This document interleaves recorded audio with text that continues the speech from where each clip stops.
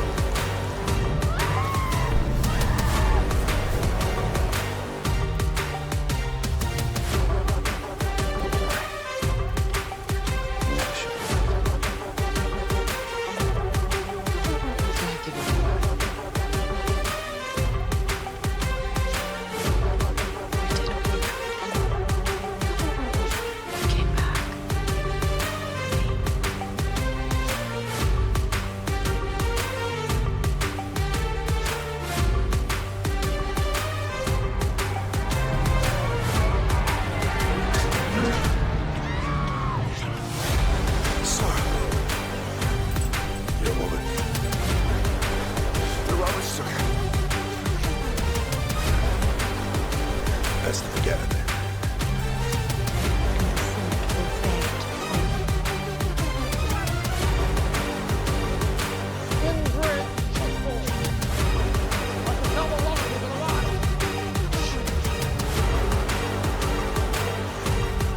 Yet his ferocity pales against the titan of the arena, the god of blood and sand, Crixus.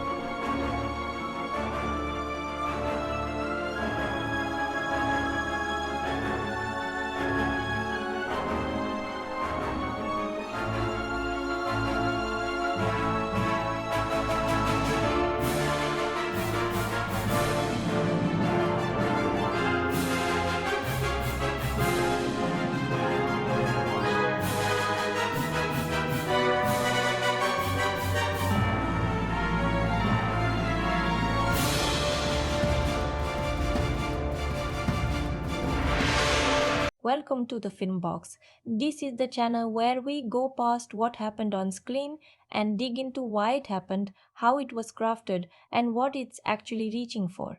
Not summaries, not recaps, real analysis. The kind that changes how you see a story even after you've already seen it. If you found your way here, you're already someone who thinks about the things you watch. Someone who finishes a season and finds the questions it raised following you around for days. That's exactly the audience this channel was built for, so I'm glad you're here. Today we are opening a box that has been producing strong divided reactions since the day it first aired.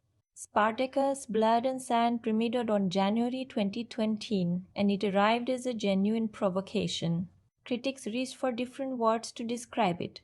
Some called it audacious, some called it gratuitous, some called it the most excessive thing premium television had attempted in years. Audiences split almost immediately.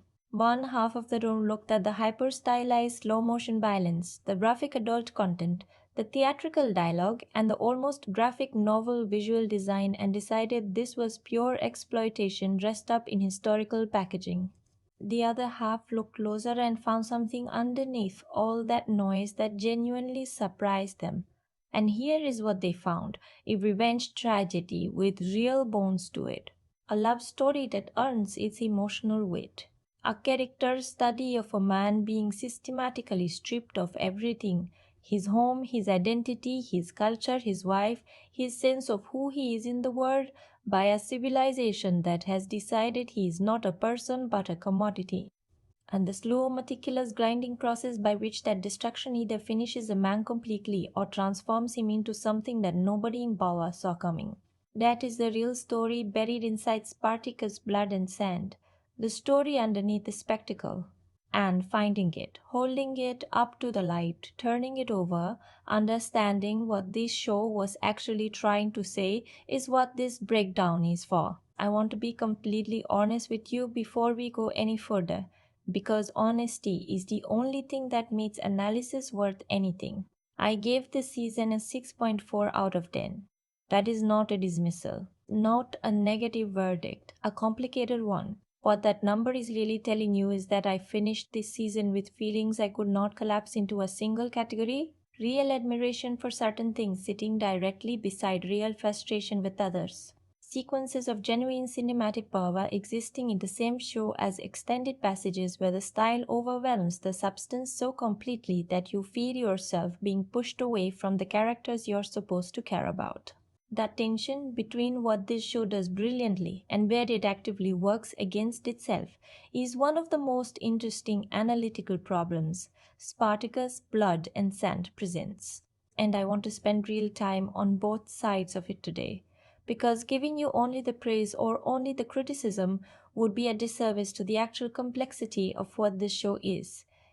Now, before we go into production history, before we go into the story, before we go into the filmmaking, there is something I have to address. Something that lives outside the text of the show itself, but shapes how that text feels once you know it. Spartacus in this season was played by Andy Whitfield, and Andy Whitfield gave one of the most physically committed, emotionally raw, genuinely powerful television performances of that era in this role. He was not a household name going in, he became one. He carried enormous amounts of this story on his back in every single episode, and this season would not have worked the way it does without what he brought to it. Between this first season and what the show had planned to do next, Andy Whitfield was diagnosed with non-Hodgkin lymphoma. He went through treatment, he hoped to return. He remained connected to the production and to the people who had made this show alongside him. And on September 11, 2011, Andy Whitfield died.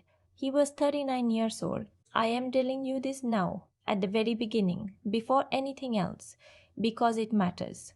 Because when you watch Andy Whitfield as Spartacus, screaming in the arena, staring into the eyes of the people who own him with that specific combination of barely contained fury and profound, devastating grief, you are watching the last great sustained creative achievement of his life. That is not separate from the performance. It is inside the performance, even if he didn't know it when he was giving it. The watching fees is different when you carry that knowledge. Heavier. More like a privilege than a pastime. We will return to Andy Whitfield at several points throughout this breakdown. His story is too significant to mention once and move past. His contribution to this character, to the show's emotional core, deserves the full recognition this channel can offer.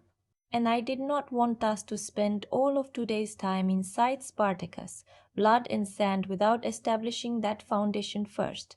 So here is what our time together looks like. We move through these in layers. The Filmbox method. We begin with the production story. What decisions actually made this show? What creative choices defined its look and feel? What challenges the production team faced in building this world?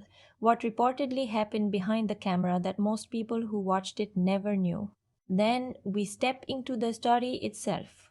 what kind of world this series creates, who these characters are, what the first 10 minutes feel like when you sit down with it for the first time. After that, a deep dive into the filmmaking craft. Because Spartacus, Blood and Sand make some genuinely specific technical decisions with camera work, editing rhythm, color design, and visual style that almost nobody stops to analyze properly.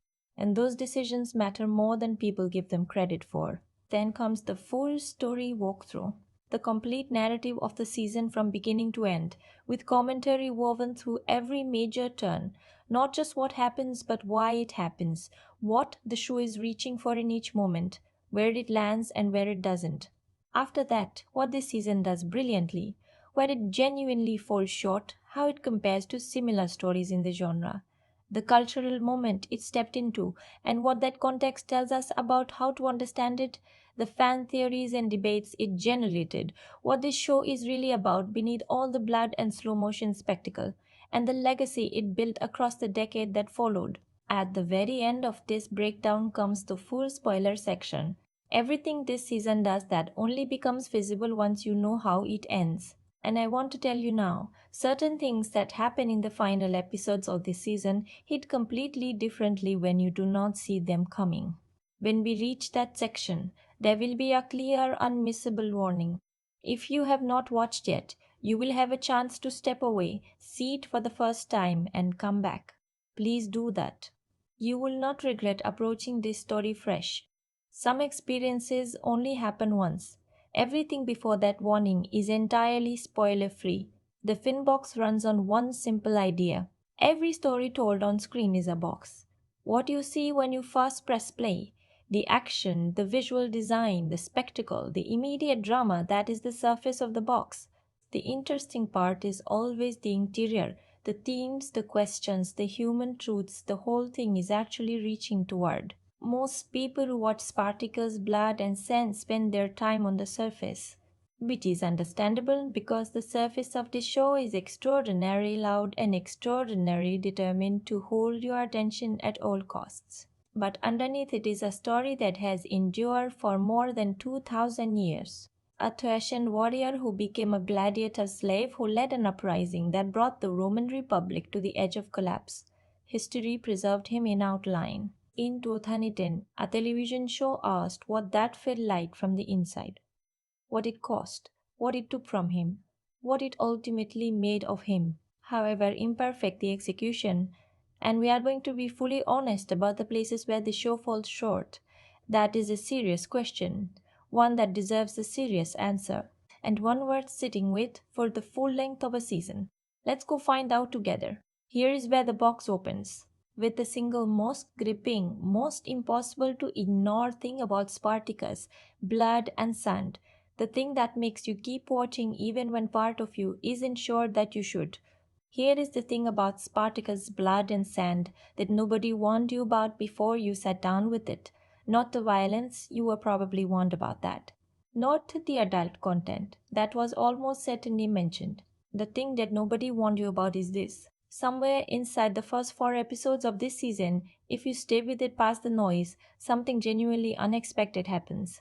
The show stops being what you thought it was. The spectacle, which is enormous, which is relentless, which is almost cartoonishly excessive at times, starts to feel like it's in conversation with something real, something human and raw and painful that you were not prepared for when you press play on what looked like a gladiator action series. That shift, that moment when you realize you have accidentally started caring about these people, that is the hook that Spartacus, Blood, and Sand sets, slowly, deliberately, and almost against your will. Let me be specific about what makes this show so difficult to categorize, because I think most people who dismiss it and most people who defend it are both responding to the same thing from different angles. Spartacus, Blood and Sand is, without question, one of the most visually extreme things to ever air on premium television. The slow motion arena sequences, the color palette that pushes blood toward impossible crimson, skin toward amber, shadows toward absolute black, the theatrical stylization, the way characters speak in a register that owes as much to Shakespeare as it does to ancient Rome, that some viewers find electrifying and others find unbearable. All of that is real. All of that is present in every single episode, and none of it is going away. But here is what lives inside all of that: a man who had a life, a name that was not the one he was given by his captors, a wife who was everything to him, a homeland that defined his identity. And then, over the course of a single catastrophic sequence of events, all of it taken: the name gone, the wife gone, the homeland gone, the dignity gone, the ownership of his own body gone. Everything that made him who he was, systematically stripped, methodically erased, replaced with a number and a purpose that someone else chose for him. And what remains when all of that is taken? That is the question Spartacus Blood and Sand is actually asking. Not, can a gladiator slave become a champion of the arena? That is the surface question. The real question, the one underneath everything, is what is left of a person when civilization decides to treat them as an object? What survives that process? What has to die for what survives to exist? Those are serious questions. And the fact that they are being asked inside a show that also contains slow motion arterial splay and theatrical excess makes Spartacus Blood and Sand one of the most genuinely complicated artifacts of early 2010s television, not in spite of its extremes, but because of the tension between those extremes and what they're carrying underneath. Now add this: the man asking those questions to every single scene of this season.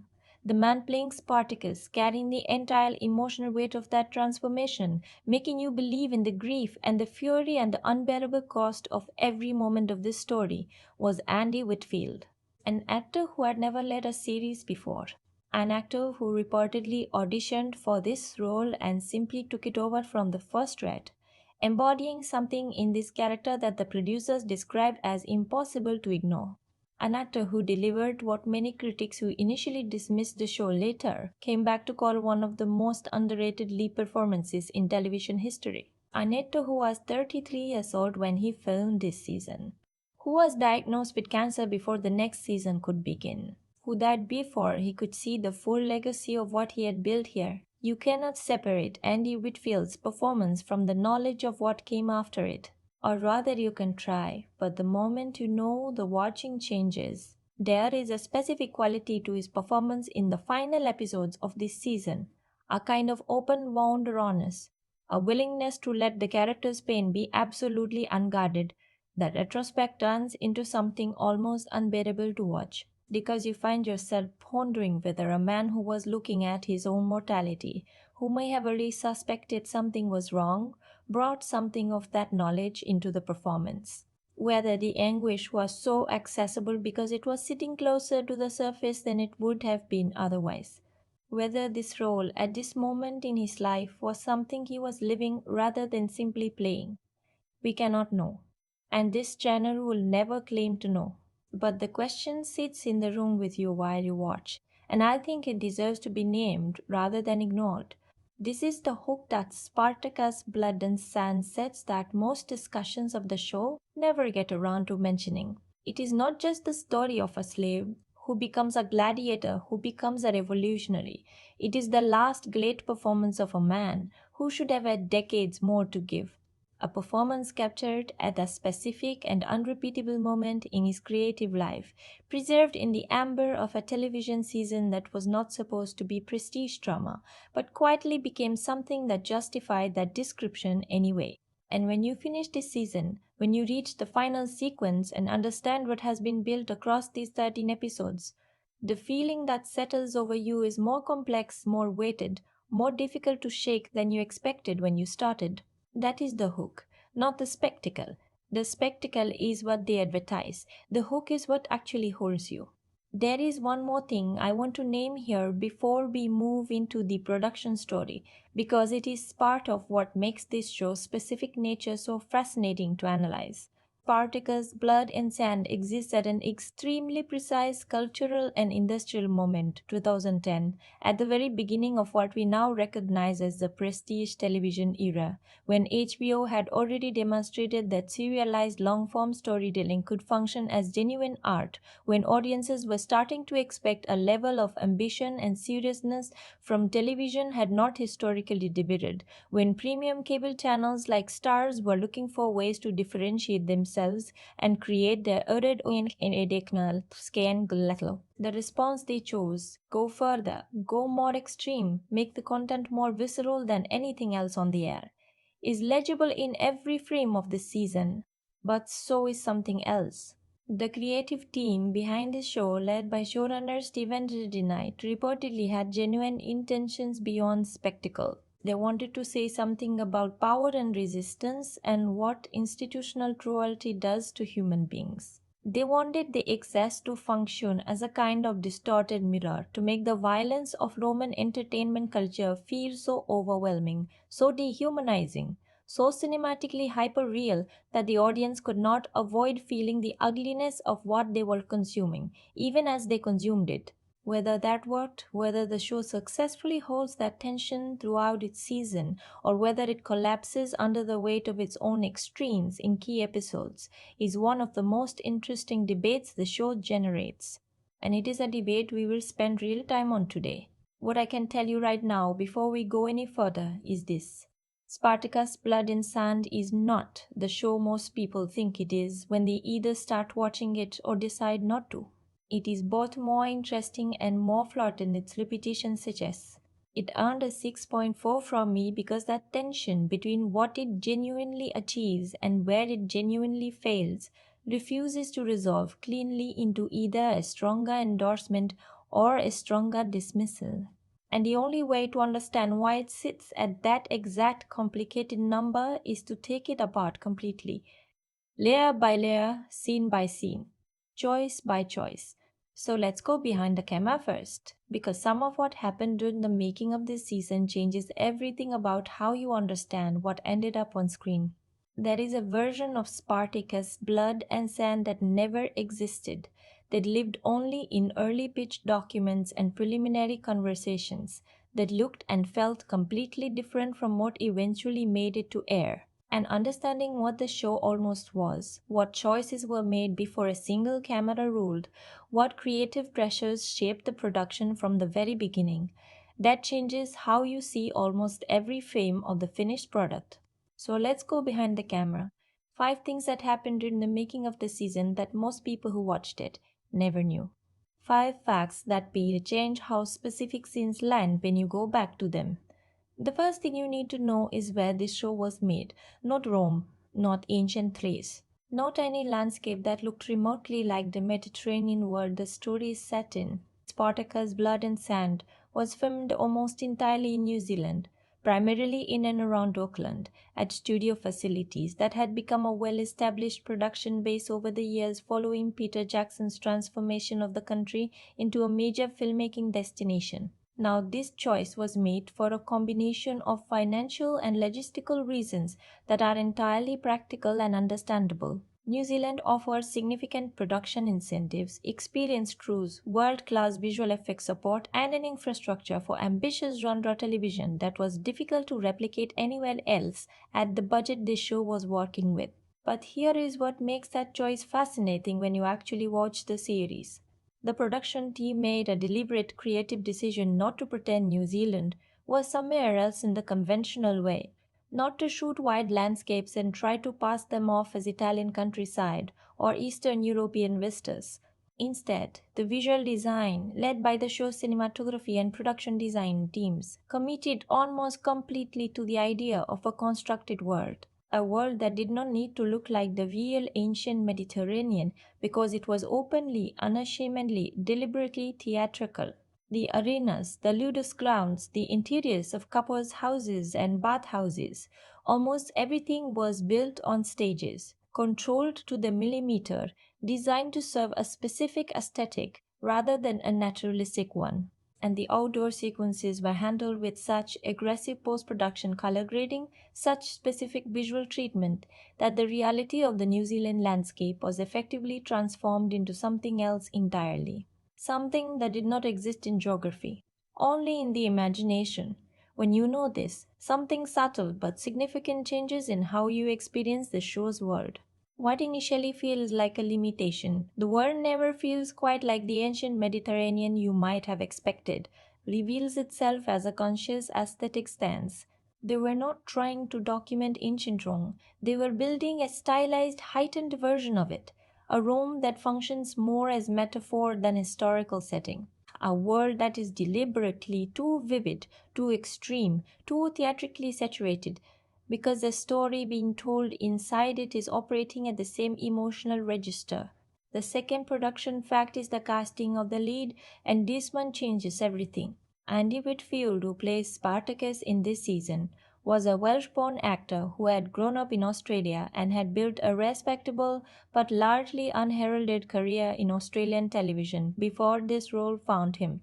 He was not a name, he was not someone the network was pushing. He was reportedly one of many actors who came in to read for the role, and according to people involved in the production who have spoken about the audition process in various interviews, what he brought to the room was not immediately about the physical presence, though that was real and striking, but about something in his eyes when he read the scenes of Spartacus in grief. The character's entire emotional architecture rests on loss. Everything Spartacus does, every choice, every act of resistance, every moment of savage arena violence is downstream from the loss of his wife, from the wound that never closes at the center of him. If you cast someone who plays that grief as anger, the character becomes a conventional revenge narrative. If you cast someone who plays it as genuine devastation, as a man genuinely hollowed out by what has been taken from him, the character becomes something rarer, something closer to tragedy. Andy Whitfield reportedly played it as devastation from his very first read. And the moment you see that in the first few episodes, the way he hoards the grief not behind the fury but inside it, where it lives and breathes, you understand exactly why the casting worked the way it did. What makes this fact resonate in a specific scene? Watch the sequence in the early episodes where Spartacus first realizes the full extent of what his situation means for his wife. The choice he is presented with, what compliance costs him and what resistance costs him. Andy Whitfield plays that moment with a stillness that is almost unbearable. No performance machinery, no obvious utterly technique. Just a man sitting with a truth too large to process. Now, knowing that he was a relatively unknown actor, given his first media lead role, finding his way into a character he had never played before, that stillness was not the product of decades of technique. It was something more immediate and more personal, and that changes the watching. The third production fact is the one that most directly explains why Spartacus' Blood and Sand looks the way it does, and why, depending on your viewing preferences, that look is either the show's greatest creative achievement or its most significant obstacle. The visual language of this season was reportedly and quite openly heavily inspired by Zack Snyder's 300, which had come out in 2007 and done something cinematically unprecedented. 300 took the hyper-stylized aesthetic of Frank Miller's graphic novel, the desaturated then oversaturated color palette, the extreme slow-motion action sequences, the emphasis on graphic design over photographic realism, the theatrical physical staging, and proved that this visual approach could generate enormous commercial and cultural impact in mainstream cinema. Steven S. Knight and the production team at Starz saw 300 and reportedly identified an opportunity that nobody in television had yet taken. If that aesthetic could work in a film about ancient Sparta, could it work in a series about ancient Rome? Could the graphic novel visual language sustain across 13 episodes? Could slow motion be used not just as an action device but as a storytelling tool, a way of making the audience feel the weight and consequence of violence differently from how it's felt in standard action television? The answer the show arrived at is more complicated than a simple yes or no, because what they discovered and what you can trace to the season as it progresses is that the 300 aesthetic works extraordinarily well in specific types of scenes, the arena sequences. the moments of operatic confrontation. The scenes where the show's emotional register is already pitched at the highest possible level and the visual extremity amplifies rather than replaces the feeling. In those moments, the slow motion and the color design and the theatrical staging create something genuinely cinematic, something that could not be achieved with a conventional visual approach. But the same aesthetic creates real problems in scenes that require a different register entirely: quiet scenes, scenes of grief, scenes of political maneuvering and interpersonal tension where the theatrical visual approach pushes the camera away from the human face at precisely the moment when intimacy with the human face is what the scene needs most. Knowing where that visual style came from, knowing that it was a deliberate creative decision made at the production design stage, not an accident of execution, changes how you watch the season's more challenging stretches. You understand that the show was not failing to achieve something it was reaching for. It was achieving exactly what it was reaching for, in a style that serves certain kinds of content beautifully and other kinds of content poorly. And the interesting critical question is whether the production team saw that limitation and decided the trade off was worth it, or whether they simply did not recognize it until they were already committed. The fourth production fact is John Hannah, who plays Quintus Lentulus Batiatus, the owner of the gladiatorial ludus where Spartacus is trained and housed, the man who is simultaneously Spartacus's oppressor and, in the deeply perverse logic of the slave economy, something functionally like his patron.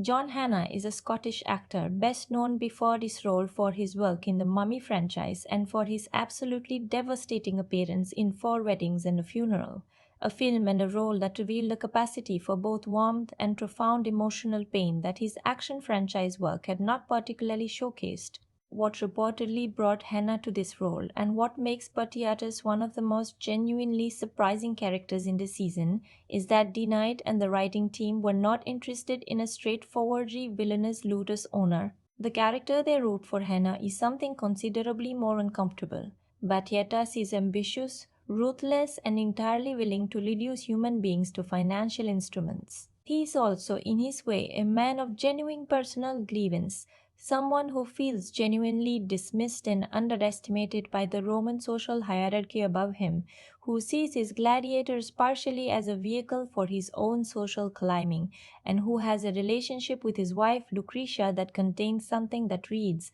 underneath all the manipulation and cruelty, like actual love. John Hannah plays all of that simultaneously. He plays Batiatas as a man who knows exactly what he is doing to the people he owns, chooses to do it anyway, and has constructed an elaborate personal narrative about his own righteous ambition that allows him to live with those choices. It is one of the most psychologically specific performances in the season, and it reportedly came from Hannah's insistence on finding the human logic in every scene, the internal justification that makes a character who commits genuinely terrible acts still feel like a person rather than a function.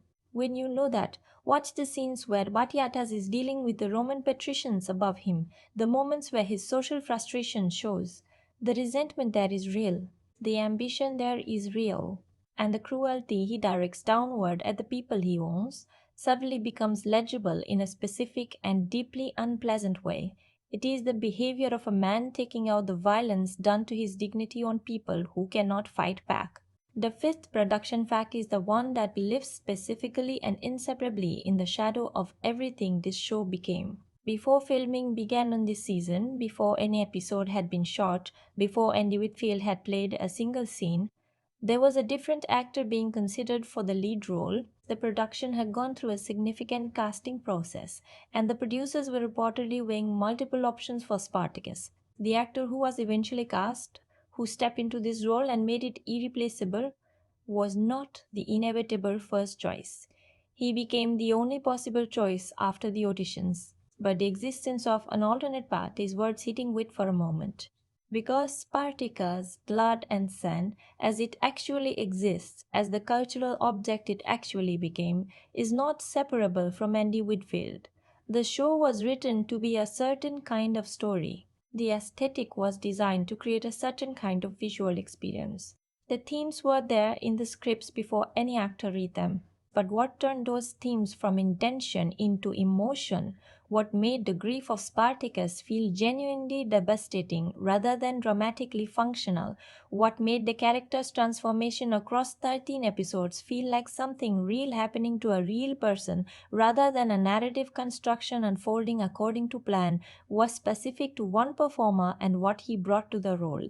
When productions talk about chemistry between a character and an actor, they usually mean something technical, the way a performer's physical type serves a role, or the way their line delivery matches what the writing needs. What Andy Whitfield brought to Spartacus was something different, a quality of genuine emotional investment that reportedly struck the people on set around him every single day of filming. A willingness to go to genuinely vulnerable places that the role required without protective irony, without technical distance, without the kind of professional self preservation that experienced television leads often develop. He played every scene as if it was the only thing that mattered. And knowing now what came after filming, knowing that the cancer that would take his life was already perhaps beginning during this production, knowing that Andy Whitfield brought this performance into the world and then never had the chance to show what else he was capable of. That quality in his performance moves from admirable to something more significant. It becomes a kind of document, a record of a specific human being at a specific moment in his creative life, giving everything to something that would outlast him. That is what you are watching when you watch Spartacus, Blood and Sand, among other things. The other things are real and worth examining. But that is the fact about the production that changes the watching more completely than any other, and I wanted to make sure we held it clearly before we opened the story itself. Because understanding what was brought to this show, what was poured into it, what was risked for it, what it cost to make, is what allows you to see past the surface of it toward what it's actually about. And that is where we go now. So let's open the box properly. Let's establish exactly what we are dealing with, what this is, who made it, who is in it, and what kind of story it is reaching toward at its core before we step inside and start examining it from the inside out.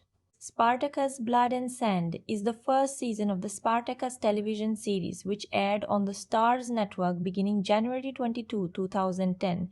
It ran for 13 episodes across its first season. The showrunner and primary creative force behind the series was Stephen S. DeKnight, a writer and producer who had previously worked in the writers' rooms of Buffy the Vampire Slayer and Angel genre television with serious ambitions and a willingness to use fantastical or historical settings as a lens for examining real human experiences. That background matters. It explains something about what the Knight was reaching for when he built this show. The conviction developed in those earlier rooms that genre storytelling is not a lesser category than prestige drama, but a different vehicle for the same kinds of emotional and thematic truth. The series is built around the historical figure of Spartacus, a Thracian gladiator who led the largest and most significant slave uprising in Roman history, known to historians as the Third Servile War, which unfolded between approximately 73 and 71 BC. The historical record on Spartacus is fragmentary. He exists in Roman sources primarily as a military opponent, someone whose tactics were impressive enough to alarm the Republic, whose uprising was extensive enough to require the full military response of Marcus Licinius Crassus and eventually the involvement of Pompey the Great, and whose final defeat and death on the battlefield ended a slave war that had lasted nearly 3 years and involved somewhere between 70,000 and 120,000 enslaved people at its peak. What history does not preserve is the interior, the man, the individual human being beneath the military commander, why he fought, what he believed, what he felt, who he was before the arena. The historical accounts are written by Romans, by people on the other side of the conflict, for whom Spartacus was a problem to be solved rather than a person to be understood, which means that almost everything about his actual emotional life, his relationships, his motivations at the personal level rather than the strategic one. All of that is in the historical record essentially blank. And that blankness is exactly where Spartacus Blood and Sand lives. That is the imaginative territory the show occupies. It does not attempt to reconstruct what historians can document. It attempts to inhabit what historians cannot, the inner life of a man who existed, who mattered enormously, and who left no first-person account of what any of it felt like. The lead role of Spartacus is played by Andy Whitfield in a performance I've already spoken about and will return to throughout this breakdown. John Hannah plays Quintus Lentulus Batiatus, the owner of the Ludus, the gladiatorial training facility in the Roman city of Capua, where Spartacus is sold into slavery and trained as a fighter. Lucy Lawless, best known internationally for her defining role as Xena, warrior princess, plays Lucretia, Batiatus's wife, a character who is one of the most sophisticated and genuinely surprising elements of the entire season. Manu Bennett plays Crixus, a god who is the champion of the Ludus when Spartacus arrives, a man whose antagonism towards Spartacus forms one of the season's central interpersonal conflicts. Peter Mansa plays Doctor, the trainer of the gladiators, a man whose own history with slavery and the Ludus is one of the season's quietest and most underexplored subplots. Eden Cummings plays Sura, Spartacus's wife, a role that is, in terms of screen time, relatively contained, but whose presence in the show's emotional architecture is enormous. Andy Whitfield plays Ilithiae, a Roman noblewoman whose relationship with Lucretia and whose growing presence in the season's political subplot becomes increasingly significant as the episodes progress. This is, at its genre level, a historical action drama.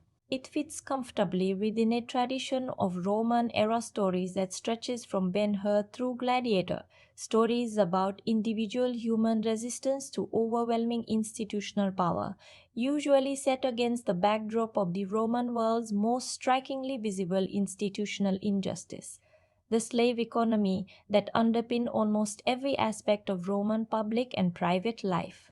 What Spartacus' Blood and Sand does within that tradition, and how successfully it does it, is exactly the question we are here to examine.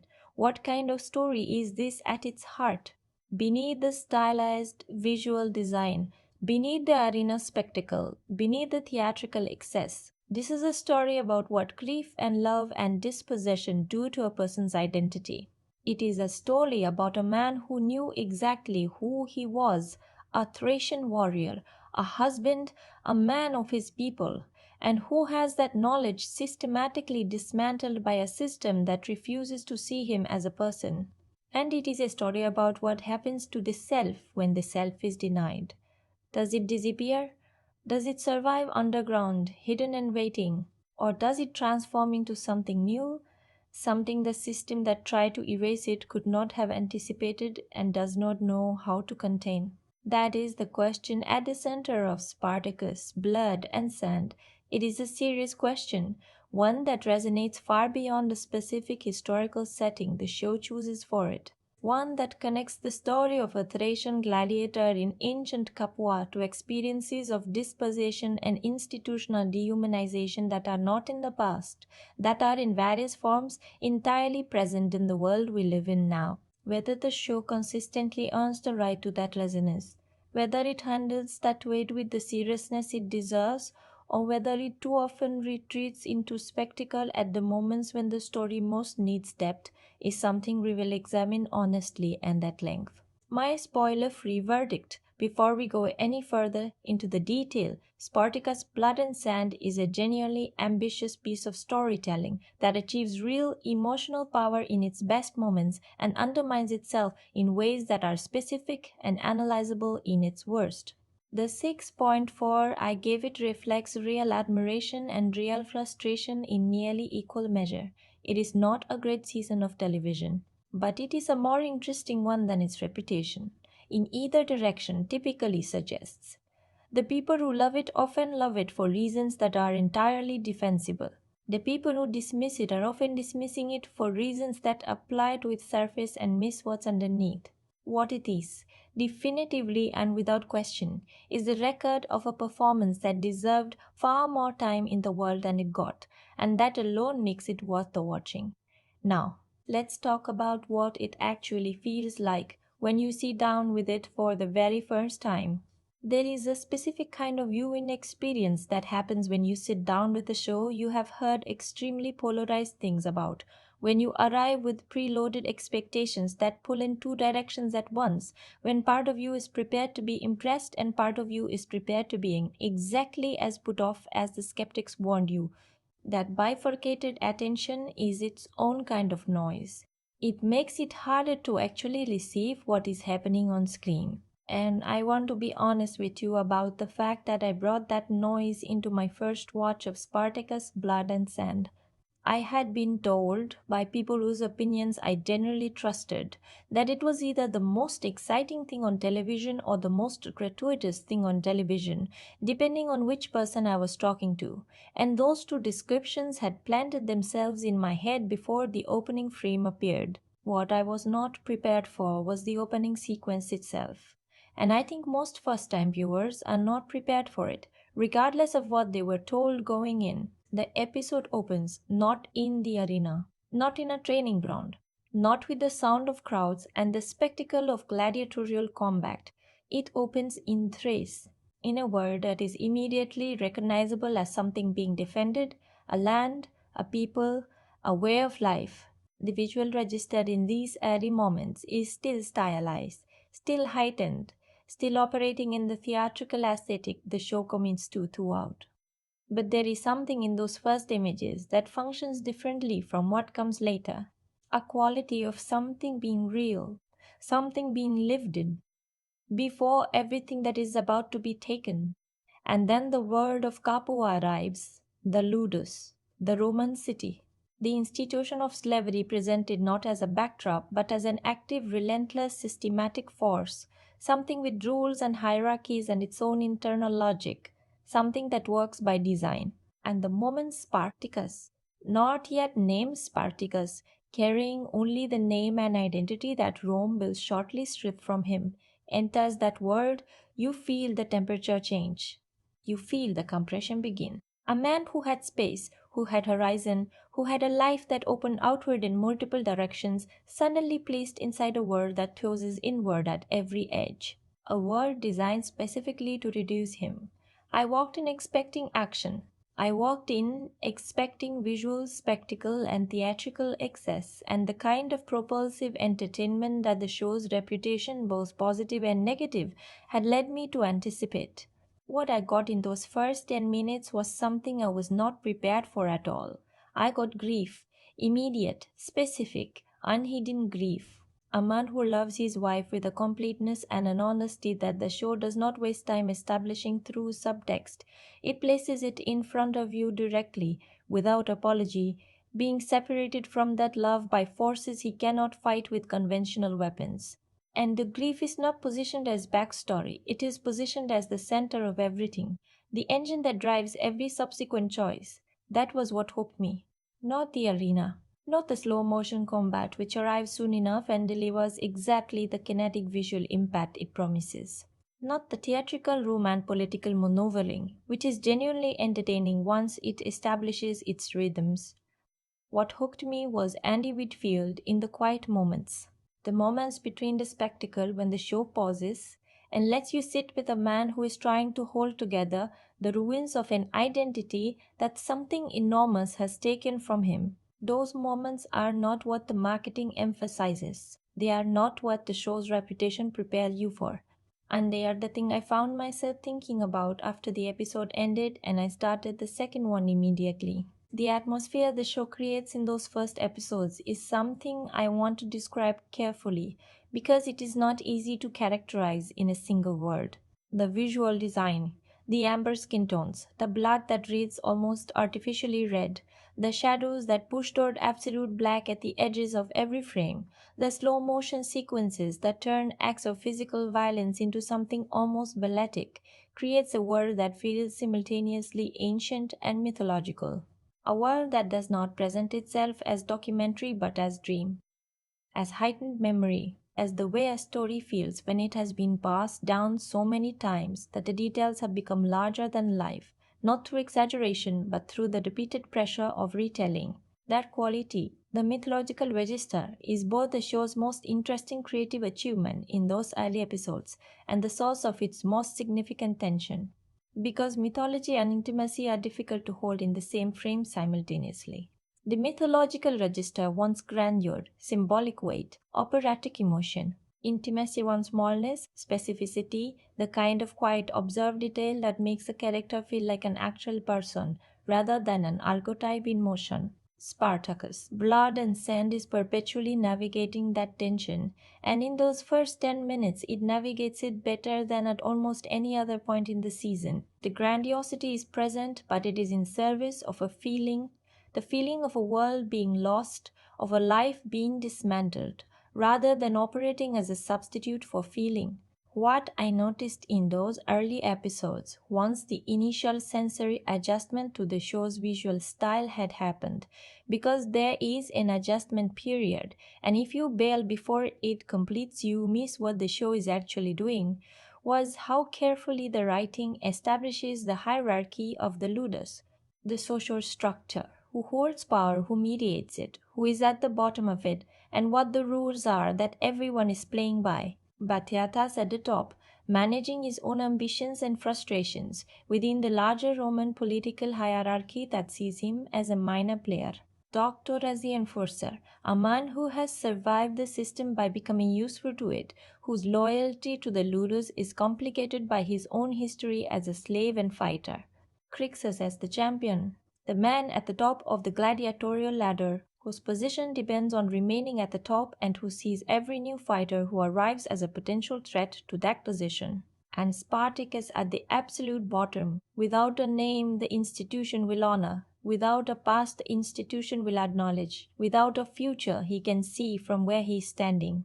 What those first 10 minutes do is make you feel that hierarchy in your body, the compression of it, the way it eliminates options, the way it works not just through overt violence but through the quieter, more pervasive violence of systematically denying a person the conditions necessary for selfhood.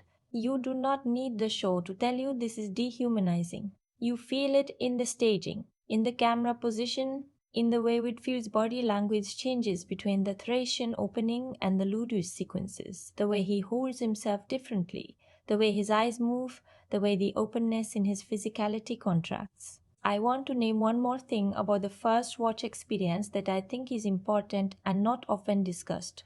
The show's pilot episode, titled The Red Serpent, is not the episode that decides whether you will love this series.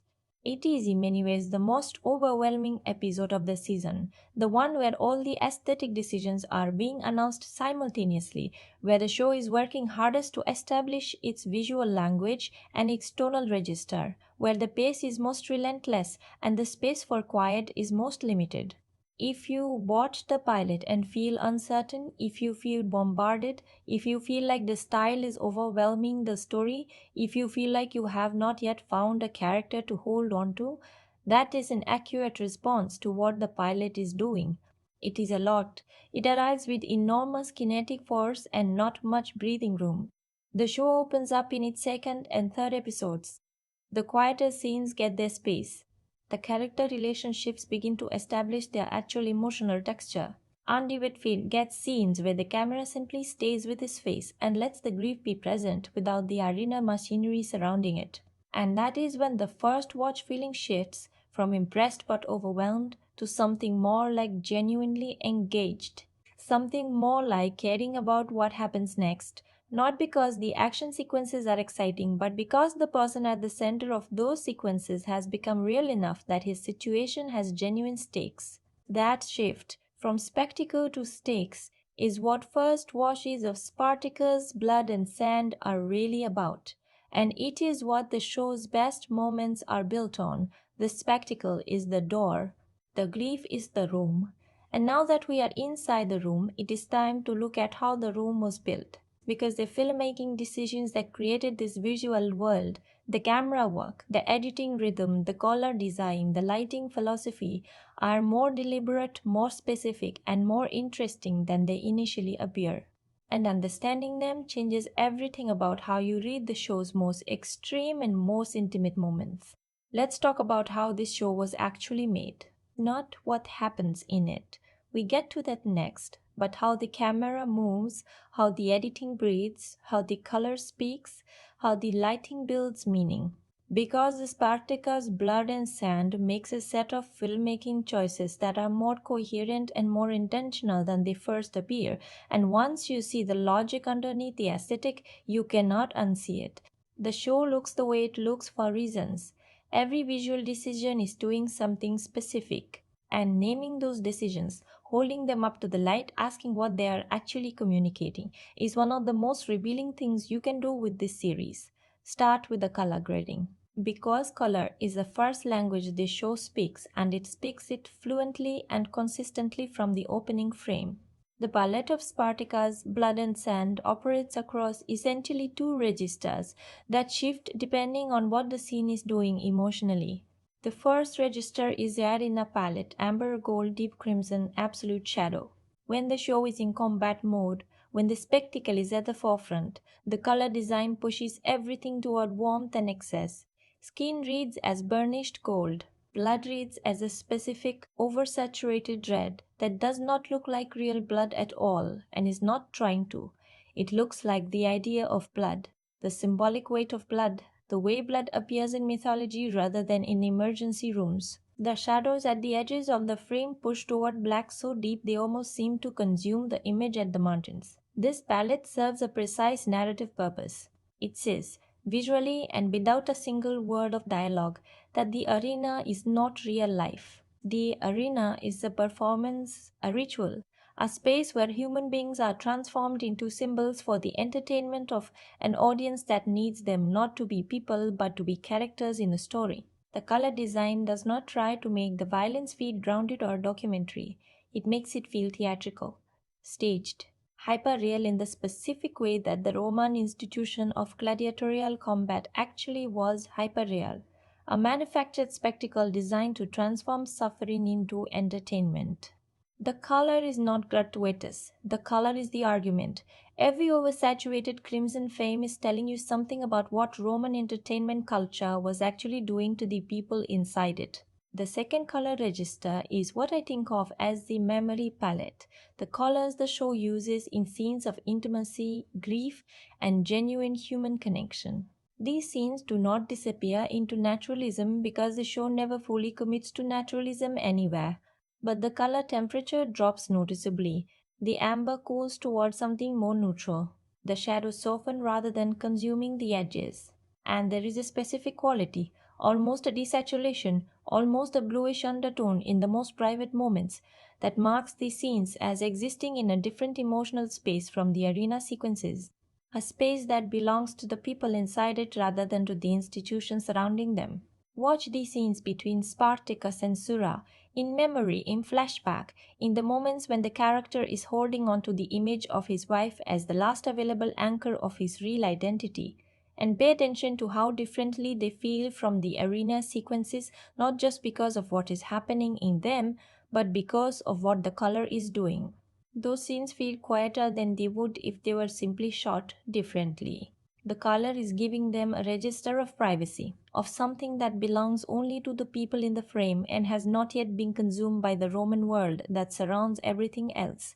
That contrast between the arena palette and the memory palette is one of the most coherent visual arguments the show makes. It does not need dialogue to tell you that the arena world and the intimate world are fundamentally incompatible. It shows you that incompatibility in color in every episode at the level of the image itself. That is genuinely sophisticated filmmaking, and it is operating in a show that is too often discussed purely in terms of its most surface level visual choices. Now, the slow motion. Because we have to talk about it directly, specifically, and without either defending it uncritically or dismissing it reflexively. Slow motion in Spartacus, Blood and Sand is used more extensively and more consistently than in almost any other television series of that era. It is not a punctuation mark used occasionally for emphasis.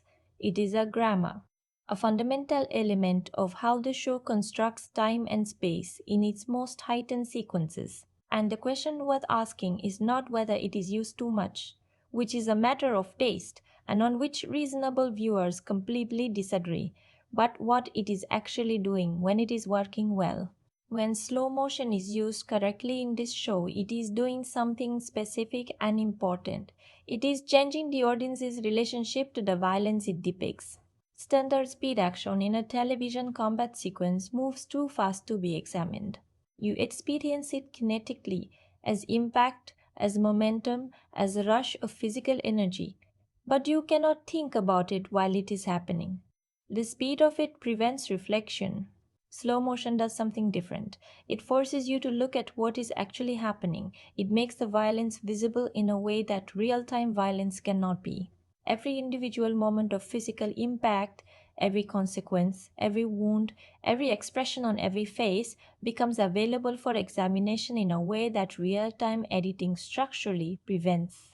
There is an argument, one that the show's creative team made explicitly in interviews during the production period, that this is a deliberate ethical statement, that making the violence in the arena visible, really visible, in the way that slow motion forces it to be, is a way of refusing the same detachment that the Roman crowd has toward the gladiators in the arena. The Roman crowd watches gladiatorial combat at a distance, from elevated seats at a speed that allows the suffering to be aestheticized into entertainment without requiring the audience to actually confront it as suffering. Slow motion, the argument goes, collapses that distance.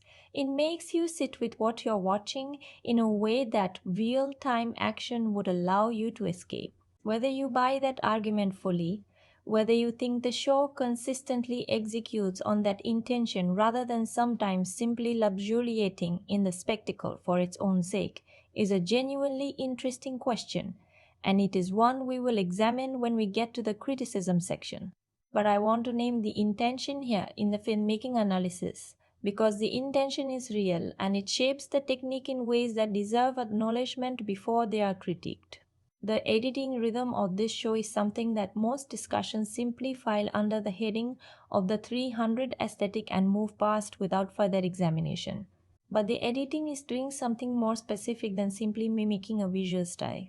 The fundamental rhythm of the Spartacus blood and sand editing pattern in action sequences is a specific alternation: slow, fast, impact, horde; long, slow moaning wind up; longer slow motion approach; brief real-time action; immediate impact at normal or slightly accelerated speed; then a hell frame, sometimes in slow motion, sometimes in a frozen image that allows the consequence of the impact to register. Then the cycle begins again. This rhythm is learned and internalized by the viewer over the course of the first 2 or 3 episodes, which is part of why those early episodes feel overwhelming and the later ones feel more controlled. Not because the editing has changed significantly, but because the viewer has absorbed the grammar and can now follow it without expending cognitive energy on the decoding. Once you know the rhythm, you stop fighting it and start riding it. And riding it is, in the show's best combat sequences, genuinely exhilarating. The editing creates a kind of physical anticipation. You know the impact is coming because you have internalized the pattern, and that knowledge makes the impact land harder than it would if the timing were unpredictable. The lighting philosophy of the series deserves specific attention because it is doing something unusual for television of this period.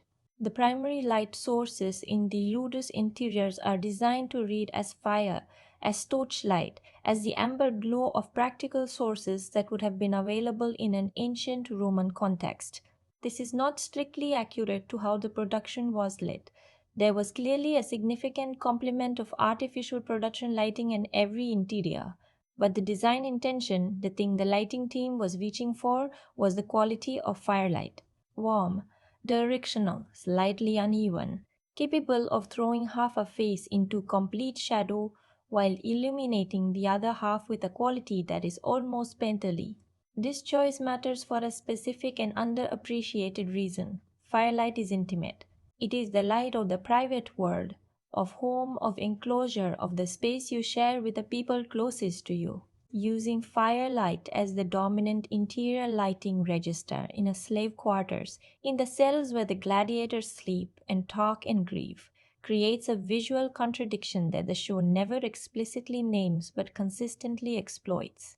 These are not spaces of intimacy, they are spaces of captivity, but the lighting gives them the visual grammar of intimacy, of the private, human, unobserved moments that the institution of slavery is supposed to eliminate. The light is saying something the dialogue does not have to say. There is still a private life here. There is still a self here that the institution has not fully consumed, even in the cell, even in the dark. There is one final filmmaking choice I want to name before we step into the story: the camera's relationship to Andy Whitfield's face specifically, because this is something the direction handles with more care than is usually noted. In combat sequences, the camera treats Spartacus the way it treats all the combatants, as a body in motion, a physical presence to be captured kinetically. But in the quiet scenes, in the grief scenes, in the moments when Spartacus is alone with the loss at the center of him, the camera does something different. It gets close. It stays. It does not cut away at the moment when an actor might prefer the protection of a different angle or a reaction shot that deflects attention. It stays on Andy Whitfield's face and waits for what is there. And what is there in those held close-up moments is the entire emotional argument of the season. A man holding together, a man barely holding together, a man for whom holding together is itself an act of resistance, because the institution surrounding him has a material interest in his not holding together, in his grief becoming despair, his identity becoming only the identity of the weapon they have trained him to be. The camera staying on his face is the show insisting that you see him as a person, not a gladiator, a person. In a show that surrounds him with the most extreme visual spectacle of its era, that insistence, the camera choosing intimacy when it could choose spectacle, is the filmmaking decision that everything else in this analysis is ultimately in service of. And it is the decision that makes the story worth telling. Now let's tell it. The story begins in a field, in movement, in the particular quality of tension that exists in a body that knows how to fight and is about to be called upon to do it. We are in Thrace, a territory north of the Greek world, east of the Danube, a place that Rome has been absorbing into its ever-expanding sphere of influence with the casual confidence of an empire that has decided geography is simply a matter of patience. And we meet our protagonist, not yet as a slave, not yet as a gladiator, not yet as the man the Roman world will try to make him into, but as a warrior, as a man moving freely through his own landscape, defending it belonging to it, as someone who has a name that is his own, a wife who is everything to him, and a sense of his place in the world that is complete and unquestioned. His alliance with Rome is practical and uneasy. The Romans need local fighters to serve as auxiliaries in their military campaigns. The Thracians need Roman military power to hold off the Getae, a tribe pressing on their border from the north. It is an arrangement built on mutual self-interest, without trust on either side, and this man knows it. He knows the Romans do not see him or his people as partners. He knows the alliance is temporary. But temporary protection for his homeland is worth the compromise of serving under a Roman command he does not respect. What breaks it is a betrayal so direct and so characteristic of Roman imperial behavior that it reads less like a plot development and more like a statement of historical fact. The Roman legate, a commander named Gaius Claudius Glaber, played with a specific quality of aristocratic contempt that is one of the season's most effectively calibrated villain performances, changes the plan without consultation or warning. Instead of moving against the Getae as agreed, the Roman force is to be redirected to an entirely different campaign, somewhere that serves Rome's interests and has nothing to do with the protection of Thrace that was the basis of the whole arrangement. The Thracian fighters are expected to comply, to follow, to redirect their service toward whatever Rome decides it needs without any acknowledgement that this decision has consequences for the people and places they came to protect. Our protagonist refuses. This is the first and in some ways most important decision of the entire season, because it is the decision that makes everything else possible, and it is a decision made not from strategic calculation, but from a moral position that Rome's institutional logic has no category for. He will not abandon his homeland. He will not leave his wife unprotected. He deserts. He returns to Thrace. He does what he promised to do. He fights the Getae, who are already moving against his village, while the Roman army is redirecting itself toward other priorities. But desertion has consequences that no amount of military success can erase in a Roman legal framework. When Glaber's forces eventually engage him, there is no mechanism for acknowledging what he did or why. He is a deserter. In Roman law, that is the only relevant fact. He is captured. He is condemned. And Sora, his wife, the person he came back to protect, the center of his entire moral universe, is taken from him, enslaved, sent somewhere he cannot follow and in a direction he cannot determine. And he sent to the arena at Capua not as a gladiator, not as a commodity with commercial value, but as a spectacle of punishment, is meant to be killed publicly by trained fighters, as a demonstration that desertion from Roman service has a specific and irreversible price. Picture what that moment feels like. You made one choice, one decision that came from everything you believed about loyalty and love and what a man owes to his home, and that one choice has stripped you of everything: your freedom, your wife, your name, your future. You are about to die for an audience that does not know your name and would not care if they did. The people who put you here see you as a message, as a warning, not as a person. And here is where Spartacus, Blood and Sand, makes its first genuinely surprising narrative choice. It refuses to let him die. He does not die because he refuses to, not through strategy, not through training, not through any gladiatorial skill he has been taught, because he has not been taught anything. He survives through a combination of desperate physical ability, the specific military training of a Thracian warrior, and something harder to name: a refusal to be what Rome has decided he is. In the heat of that first impossible arena confrontation, facing multiple trained fighters simultaneously, he does something that no one expected. He wins. Not cleanly, not elegantly, not in a way that any Roman observer would describe as skill, but he wins. He stands at the end when he was supposed to be dead at the beginning. And the man who notices this, the man whose eye this survival catches, is Quintus Lentulus Batiatus. Watch this introduction carefully because it tells you everything about who this man is and how the season will use him. Batiatus is not powerful, not in Rome's actual hierarchy. He is a Capuanista, the owner of a gladiatorial training school, which places him in a genuinely uncomfortable position in Roman society. Gladiatorial training schools are necessary for public entertainment. The people who run them are considered socially inferior to the patrician and plebeian Roman citizens who attend the games.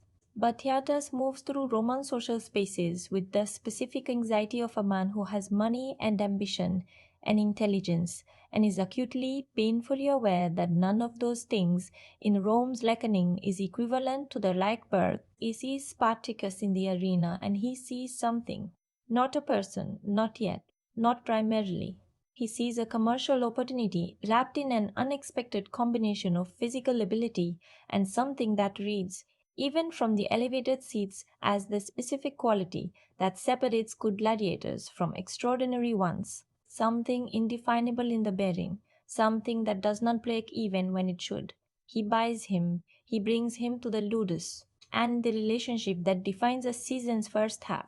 The specific dynamic between a man who owns another man and the man who is owned begins to establish its complicated terms. The ludus in Capua is a world within a world, a content system with its own hierarchy, its own rules, its own politics, its own particular cruelties and accommodations.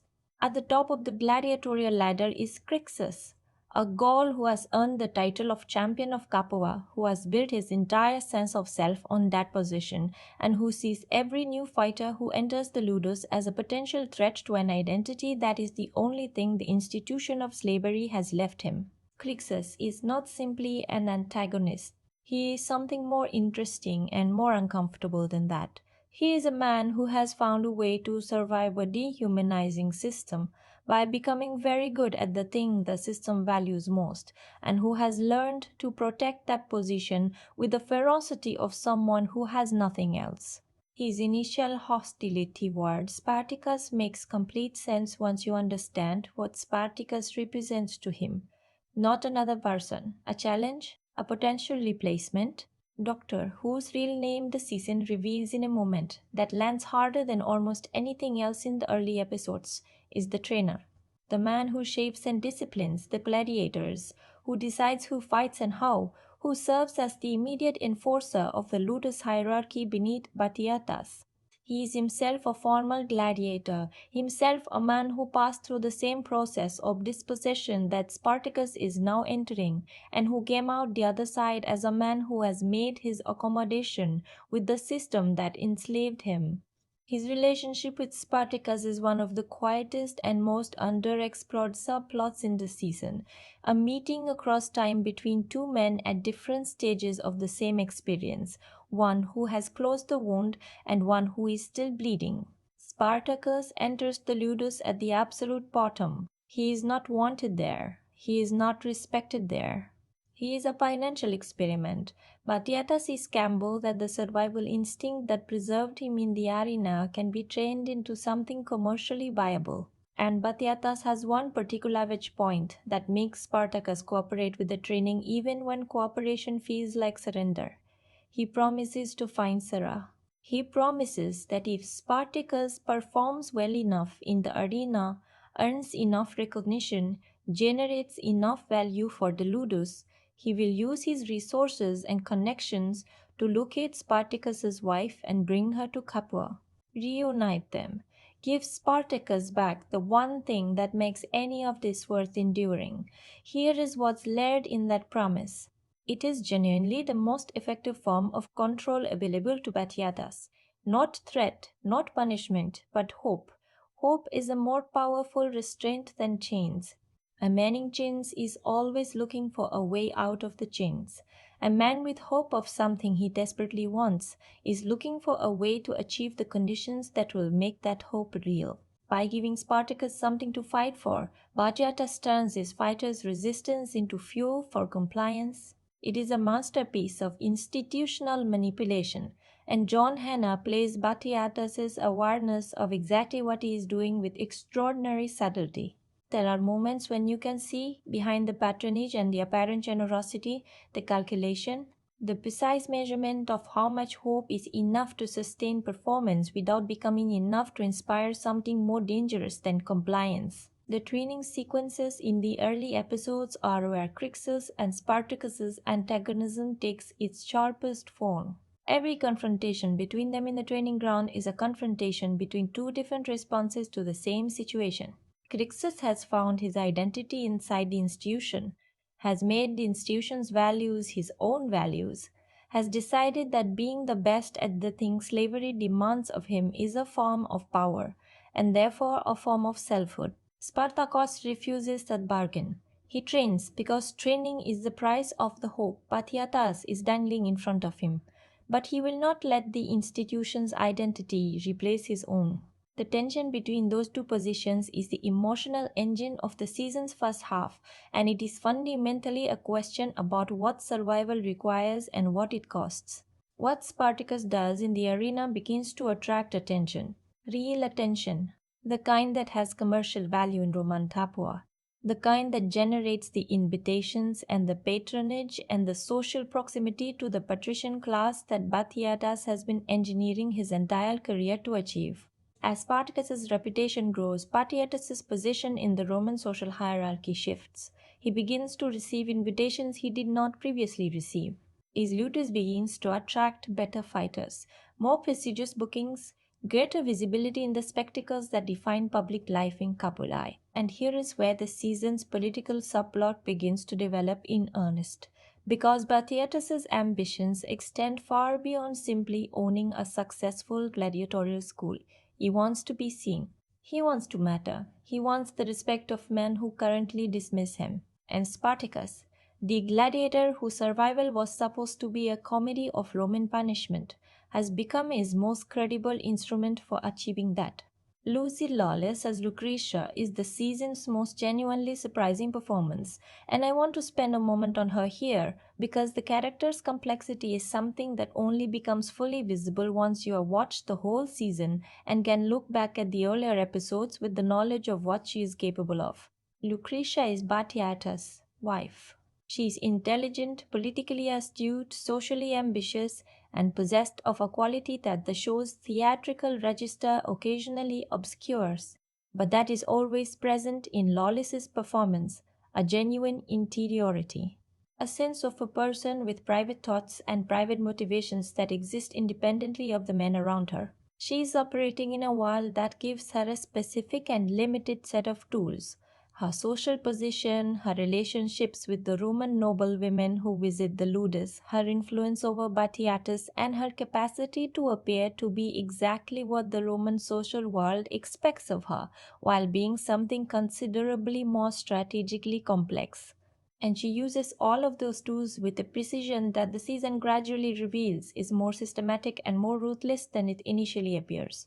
Ilitia arrives as a daughter of a prominent Roman family, bringing with her the specific quality of Roman aristocratic entitlement, the unexamined assumption that people of lower social status exist primarily as instruments for her needs and entertainments. Her relationship with Lucretia develops through the early episodes in a way that the show handles with more nuance than its reputation suggests.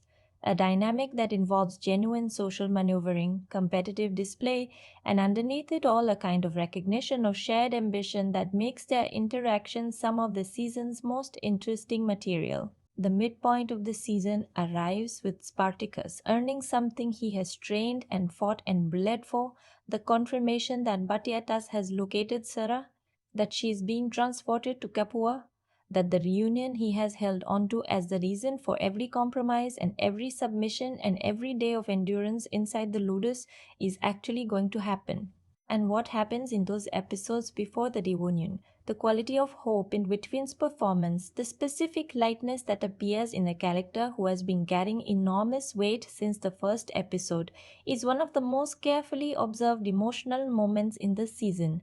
You can see what it does to him, not just hear it, see it. And then Surah arrives, but not the way Spartacus was promised, not walking, not intact, carried, dying, wounded in an attack that Batiatas claims was the work of bandits, ordinary road violence in an ancient world where such things happen, while she was being transported to Capua. She dies in Spartacus's arms. She dies having traveled all that distance, having survived whatever she survived during her enslavement, having come that close to the reunion that was supposed to end both their suffering, and she does not make it across that final threshold. The way Whitfield plays this scene, the holding, the presence, the grief that does not perform itself but simply inhabits the body of the actor, is the emotional peak of the season. Not the arena spectacle, not the political machinations, this. A man holding his wife while she dies, and understanding in that moment, even if he cannot yet name the cause, that something about what has happened does not fit the story he has been given. The mathematics of it, the timing, the specific quality of the wound. Something is wrong, and the seed of that wrongness plants itself in the grief and waits. The season's final arc bends toward the revelation that is at once the most dramatically inevitable and the most emotionally devastating development the story could make. Spartacus discovers the truth, not from an enemy, not from a source that might be dismissed as motivated to mislead him. He discovers it through the accumulation of details that do not fit, through pieces of evidence that build across several episodes into something that cannot be explained away. Batiatas did not hire bandits. Batiatas hired killers. The attack on Sura's convoy was not random violence. It was planned, executed, and covered up by the man who made the promise to find her, who saw, with the cold calculation of a man who has turned human beings into financial instruments his entire career, that a Spartacus with a living wife to return to would eventually stop being useful, while a Spartacus consumed by grief and rage would be the most lethal gladiator he had ever owned. He kills Sarah because Spartacus, with nothing to live for except vengeance, would fight with an intensity that a Spartacus with hope could never match. He turned the one thing that kept this man human, his love, his marriage, the private self that the looters had not been able to extinguish, into fuel for the machine. And when Spartacus understands this, when the full weight of it lands, something changes that cannot be changed back. The compliance ends. The accommodation ends. The careful negotiation between endurance and resistance that has defined his relationship with the institution ends. What remains is something the institution was never designed to contain, because the institution was designed to control men who had something to lose. Spartacus no longer has anything to lose. He has already lost the only thing that mattered. What follows is not a gladiatorial uprising in the conventional dramatic sense, not a moment of heroic spontaneity, not a single dramatic act of rebellion that the plot has been building toward like a firework. It is something more interesting and more unsettling than that. It is the spread of an idea. Spartacus sharing what he knows with the men around him, the other gladiators who have also lost everything, who have also been reduced to instruments, who have also been controlled by the specific mechanism of hope being dangled and then destroyed. And what happens when men who have already lost everything realize simultaneously that the institution holding them has nothing left to offer except the continuation of what it has already done to them? When the compliance math stops working because the thing compliance was purchased with is gone, is not an act of heroism. It is a force of nature. The final sequences of the season are among the most emotionally powerful the show produces. Not because of the violence, though the violence is there, but because of what the violence means. Because every act of resistance in those final episodes is downstream from a grief that the season has spent 13 episodes making real and earned and devastating. This is not gladiators fighting for freedom as an abstract principle. This is men fighting from the specific wound that slavery inflicted on each of them personally, and Spartacus at the center of it, moving through the space that has contained him, finding his way toward the people responsible for everything that has been taken, is not performing heroism. He is following the logic of his own devastation to its necessary conclusion. The burning Ludus at the end of the season is not a triumphant image, not cleanly. It is an image of the destruction of an institution, yes, but also of the destruction of the compromises and accommodations and small survivals that allowed people to endure inside that institution. What comes after the fire is unknown. What Spartacus and the men with him are moving toward is uncertain and dangerous, and almost certainly not the safety and restoration they might have once hoped for. But they are moving. They have agency. They are choosing their direction for the first time in the entire season. And that choice, purchased at the highest possible price, is what the season has been building toward from its very first frame. And this is the moment the box opens completely. Let's talk about what this season genuinely gets right. Not as a concession before the criticism, not as a diplomatic balancing act, but as a real accounting of the things Spartacus, blood and sand does that deserve recognition on their own terms, independent of the show's flaws, independent of its reputation, independent of whether the overall experience adds up to something you would call great television. Because some of what this season achieves is genuinely extraordinary, and the honest critical position is not to bury it in qualifications, but to hold it up clearly and say, here, this is what it looks like when the show is operating at its best. Start with Andy Whitfield, because whatever else this season does or fails to do, the performance at its center is not something you can assess neutrally once you have actually sat with it. We have talked about him in several layers already, and we will talk about him again in the spoiler section when we examine specific moments in the final episodes.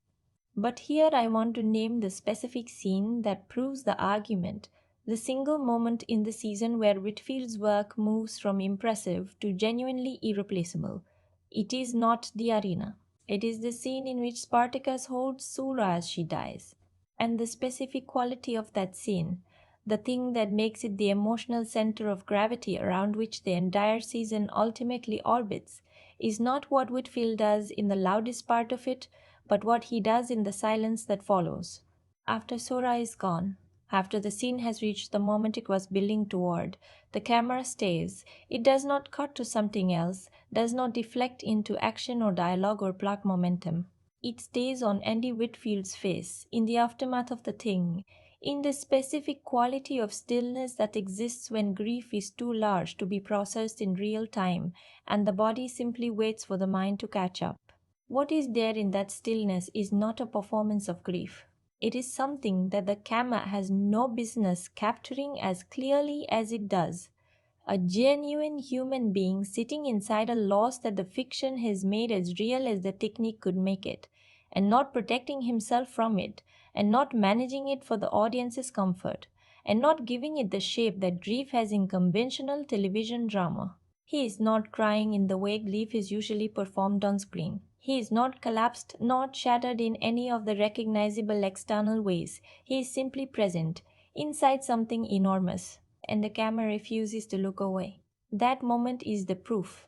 That is the scene that settles the argument about whether this performance deserves to be taken seriously as one of the genuinely significant lead performances in television of its era.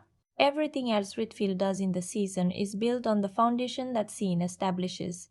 The knowledge, carried into every subsequent frame, that this man's grief is real and specific, and that everything the characters from that point forward is downstream from that specific wound. The fury in the arena sequences lands differently because you have sat inside that stillness. The resistance in the final episodes reads as something more than narrative momentum because you have understood in that held quiet moment exactly what the resistance is for. The second thing this season does brilliantly is John Hannah as Batiatas, and specifically the way the writing and performance construct a character who is genuinely uncomfortably human without ever asking you to excuse what he does. This is a much harder thing to achieve than it sounds. Creating a character who commits genuinely terrible acts and who also reads as a real person with real motivations and real internal logic is a craft challenge that most television drama either avoids or handles clumsily by making the terrible acts seem less terrible than they are or by making the character less human than they need to be. Spartacus' Blood and Sand refuses both of those exits. Batiatas is ambitious in a way that is entirely recognizable, in a way that connects the specific social frustrations of a 1st century BC Roman Lanista to the recognizable experience of anyone who has ever felt dismissed and undervalued by a system that rewards a quality they were not born with. His resentment of the patrician class above him, the people who attend his games, who are entertained by his gladiators, who benefit from the social function that he provides, and who nonetheless regard him with thinly veiled condescension, is written and played with extraordinary specificity.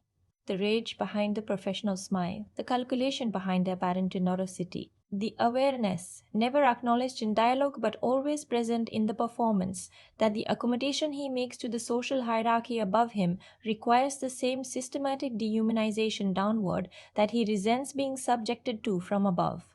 The scene that proved the Batiatas argument is not the revelation scene, not the moment when his responsibility for Sora's death becomes explicit.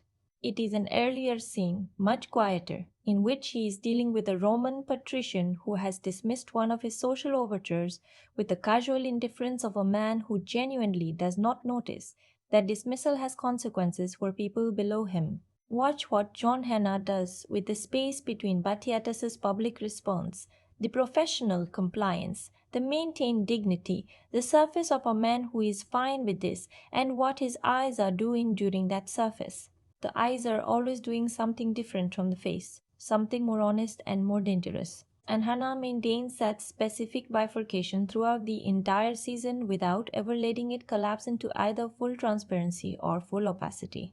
Batiatas is always in some sense in two places simultaneously, and that doubleness is the performance's central achievement.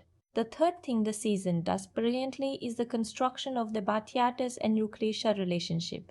In a season full of big emotions and operatic confrontations, the marriage between these two characters is the quietest and in some ways the most sophisticated thing the writing room produced. Because what they have found in this relationship is a genuine partnership operating inside genuinely terrible choices. These are two people who love each other, and the show does not qualify that love or undermine it or reveal it as performance. It is real. Lucretia is Batiatas' most honest relationship, the only one in which she does not perform. And Batiatas is Lucretia's in the specific sense that she can be strategically ruthless with anyone in the world except him, and around him she is something closer to herself. The devastating sophistication of building that genuine love into the middle of a story about people who do what these two people do is something the writing room apparently understood from the beginning and committed to completely. It makes both characters more disturbing, not less. Because genuine love does not prevent people from participating in systems of cruelty, and understanding that, sitting with that, refusing the comfortable conclusion that cruelty and love are mutually exclusive. That is what the Batiatas Lucretia relationship is actually teaching you across 13 episodes without ever stopping to explain itself. The fourth thing this season does brilliantly is the arena sequences, specifically in the episodes where the emotional context is fully established, where you know enough about who is fighting and what they are fighting for that the combat means something beyond the kinetic experience of watching skilled physical performance.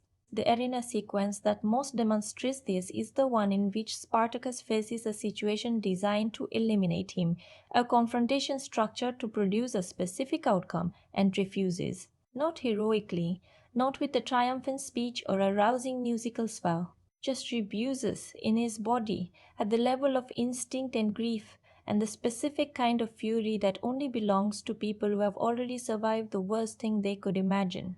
The slow motion in that sequence is doing exactly what the filmmaking analysis argued it could do at its best, forcing you to be present for consequences, not allowing you to experience the combat as pure kinetic entertainment, making the violence visible in a way that requires you to think about what it cost the person doing it. The final thing I want to name in this layer is the show's structural decision to let its central conflict evolve organically across the season rather than arriving at it immediately. The uprising that begins in the final episode does not feel like a plot event. It feels like an inevitable conclusion to a process that has been running since the first episode, a process of accumulating loss, accumulating understanding, accumulating the specific knowledge of what the institution really is and what it really intends, that eventually reaches a critical mass no institution was designed to contain. The structural patience of that development, the willingness to spend 13 episodes building towards something rather than providing it quickly, is not common in television that is also trying to sustain visual spectacle and propulsive entertainment simultaneously. The fact that Spartacus, Blood and Sand manages it, imperfectly but genuinely, is one of the real achievements of the season. What all of these things share, the performance, the character construction, the relationship writing, the best combat sequences, the structural patience, is an investment in the human reality underneath the spectacle. A conviction that the spectacle is not the point but the delivery mechanism. A belief that the extreme visual style and the theatrical register and the slow motion and the color grading and all the rest of the 300 influenced aesthetic machinery is not the show but the show's container, and that what the container is holding when the container is doing its job is something that earns the emotional response it generates. The show does not always remember that.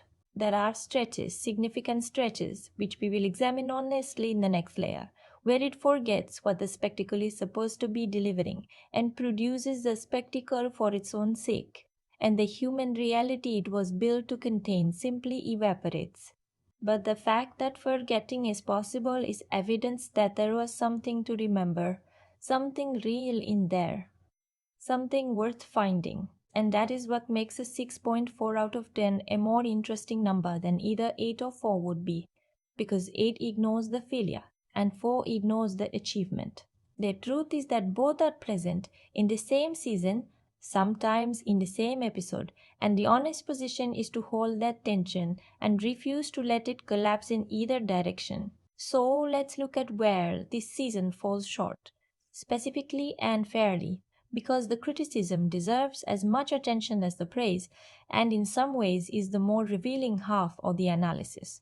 Honest criticism is the only kind worth giving, not the kind that reaches for balance as a political position, not the kind that offers one negative for every positive as a form of diplomatic hedging, but the kind that looks at specific failures, names them precisely, and asks what they cost the overall experience. That is the criticism this season deserves. So let's go directly into it. The first and most significant problem with Spartacus' Blood and Sand is the one that almost every serious discussion of the show eventually arrives at, but rarely examines with the specificity it requires. The visual style, the 300 influenced aesthetic that we analyzed in the filmmaking layer, the slow motion and the color excess and the theatrical staging is not consistently in service of the story. And when it stops serving the story, it does not quietly step aside, it takes over. It fills the space that story and character should occupy with a substitute experience, the experience of watching very stylized imagery that feels like content while actually functioning as a delay of content.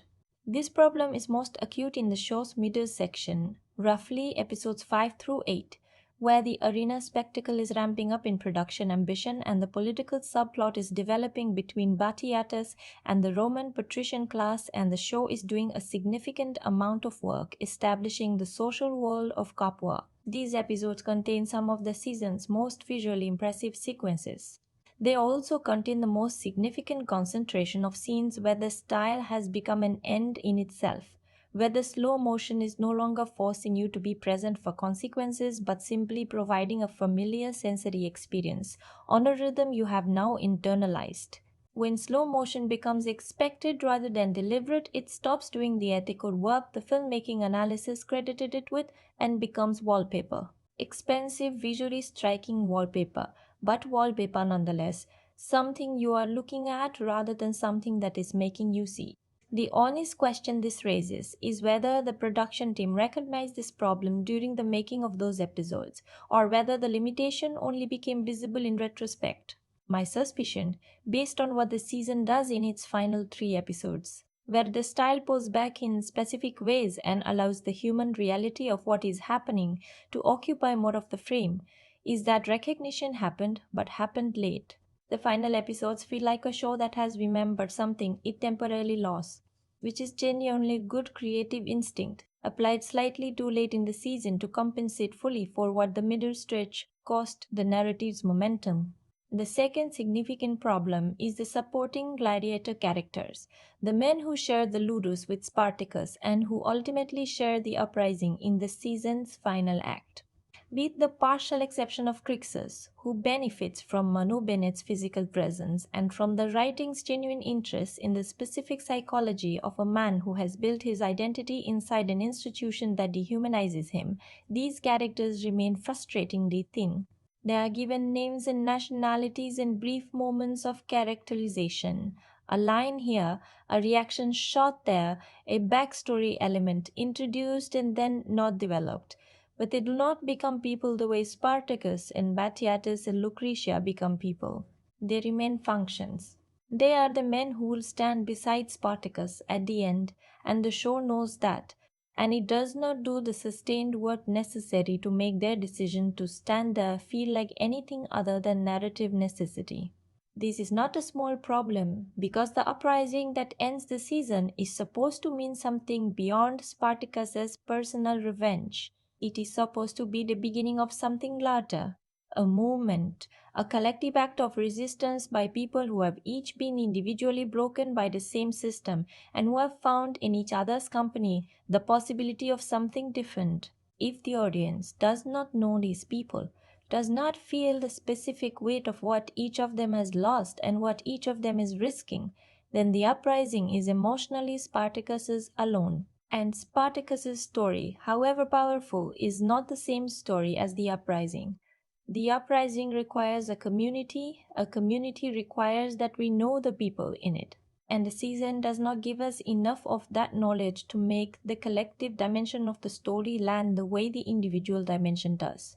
The third problem is the handling of the female characters who exist outside the Lucretia Ilithia political dynamic. And here the criticism needs to be specific rather than general, because the show's treatment of women is not uniformly problematic. Lucretia, as we noted in the previous layer, is one of the season's most sophisticated characters, and Ilithia develops in genuinely interesting directions. The problem is with the women at the margins, the female slaves in the ludus, the women who exist in scenes primarily as visual elements in sequences the show is using to establish the excess and moral corruption of the Roman world, who are not given the same degree of interiority, of individual personhood that the show extends to its male characters in comparable positions.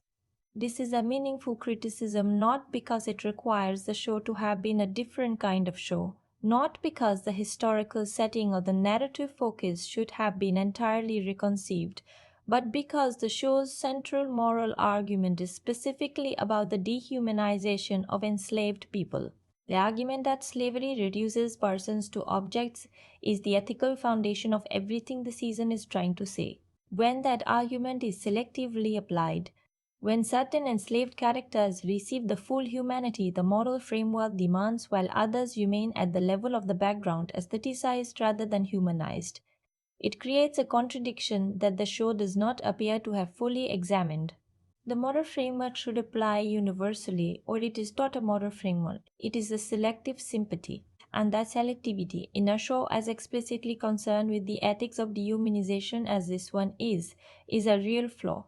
The fourth problem is pacing in the political subplot, specifically in the scenes involving the Roman patricians above Batiatus in the social hierarchy. These scenes are doing necessary narrative work. They establish the stakes of Batiatus's ambition, the social context that his behavior is responding to, and the specific quality of Roman aristocratic entitlement that makes the world of Capua legible as a functioning social system rather than simply a backdrop for arena action. The problem is that these scenes are written and played at a theatrical register, a heightened, formal, slightly archaic mode of speech and behavior that works beautifully when the show is at full energy but slows dramatically and becomes effortful to follow in the episodes where the main narrative momentum is also lower. The theatrical register requires more from the viewer than naturalistic drama does. When it is earning that requirement, when the heightened quality of the language is doing real dramatic work, amplifying the grandiosity of the Roman world's self-conception or the gap between Batiatus's social performance and his private feelings, it is one of the season's genuine pleasures. When it is not earning it, when the register is simply maintained out of stylistic consistency rather than dramatic necessity, it becomes a barrier between the viewer and the scene. The fifth problem is the show's handling of the Sarah relationship in the episodes between her capture and her arrival. The emotional core of the season, the engine that drives Spartacus's compliance and ultimately his rage, depends entirely on how real and how weighty the audience's sense of the Spartacus-Sarah relationship is. In the opening episodes, that relationship is established with a real effectiveness. We understand what they are to each other. We feel the specific quality of their bond in the brief time the show gives us before they are separated. But in the long middle section of the season, the episodes during which Spartacus is in the ludus and Sura is absent, known to him only in memory and to the audience only in flashback, the show does not sustain the relationship's presence with enough consistency to maintain its full emotional weight. The flashback sequences that keep Sora alive in the narrative are well-intentioned and occasionally effective. There is a specific visual quality to those memory images that the filmmaking analysis touched on, a cooler and quieter register that marks them as belonging to a different emotional space. But they are too infrequent and too brief in the middle episodes to do the sustained work the relationship needs. By the time Sura actually arrives, by the time we reach the scene that is supposed to be the emotional culmination of everything the season has been building toward, a portion of the audience has spent enough time without her that the specific quality of her as a person, rather than her as an absence, has become slightly abstract. and a grief that is partly abstract is a grief that does not fully land. None of these criticisms are fatal. None of them prevent the season from achieving what it achieves at its best. But they do explain specifically and precisely why a season with real greatness inside it lands at 6.4 rather than higher. Because the failures are not peripheral, they touch the central things. The community that should make the uprising collective, the moral framework that should apply without exception, the relationship that should make the grief inevitable rather than merely sad. When a show's central argument is undermined by its own inconsistencies, those inconsistencies matter more than they would in a work with a less serious central argument. And Spartacus' Blood and Sand is reaching for something serious enough that its failures deserve serious attention. There is a specific tradition that Spartacus, Blood and Sand is working inside, a tradition of Roman world storytelling that stretches across both cinema and television, that has produced some of the most ambitious and some of the most disappointing historical drama the English language screen has ever made. Placing this season inside that tradition, understanding where it stands in relation to its nearest neighbors, what it does that they cannot, where it falls short by comparison, is one of the most revealing things you can do with it. Because a work in conversation with a tradition can only be fully understood in that conversation. The most immediate and most often cited comparison is Gladiator, Ridley Scott's 2000 film that remains the dominant cultural reference point for Roman world arena storytelling. And this comparison is both illuminating and, in certain specific ways, misleading. The surface similarities are obvious enough. A protagonist who was a free man before being enslaved, who becomes an arena fighter, whose compliance with the institution is purchased by a specific hope of restoration, whose ultimate trajectory bends toward resistance and revenge. Both stories have those structural bonds. Both stories use the arena as a space where a dehumanizing system makes its values visible. Both stories understand that gladiatorial combat is not simply entertainment but political spectacle, a way of communicating power to a population. What Gladiator does that Spartacus' Blood and Sand cannot match is the sustained visual grandeur of its world building. Scott's Rome feels enormous. It has scale, historical weight, the quality of a civilization that actually existed rather than a theatrical construction built to serve a narrative. The Colosseum sequences in Gladiator have a physical reality, a sense of actual space, an actual crowd, and actual dust, that no amount of New Zealand studio work and post-production color grading can fully replicate. There is a dimension of sensory immersion in Gladiator that is simply beyond what a television production budget and schedule can achieve. And this is not a criticism of Spartacus' Blood and Sand so much as an acknowledgement of structural difference. Cinema can do certain things, television cannot. But here is what Spartacus, Blood and Sand does that Gladiator does not and cannot. 13 episodes, not 2 hours, 13 hours of sustained character development, of relationship building, of watching a specific human being inside a specific situation across enough time and space that the changes in him accumulate into something genuinely meaningful.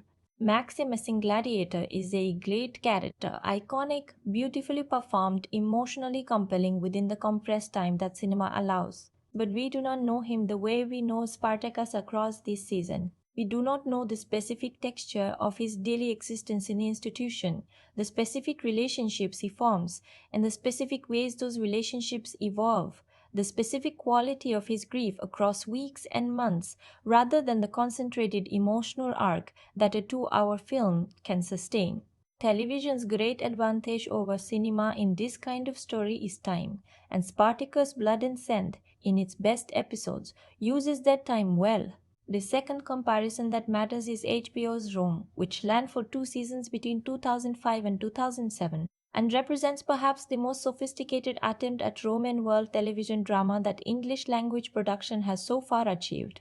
Rome is a fundamentally different kind of show from Spartacus, Blood and Sand, less stylized, less visually extreme, more interested in the political machinery of the Republic than in the arena floor, more committed to naturalistic character development than to theatrical heightening.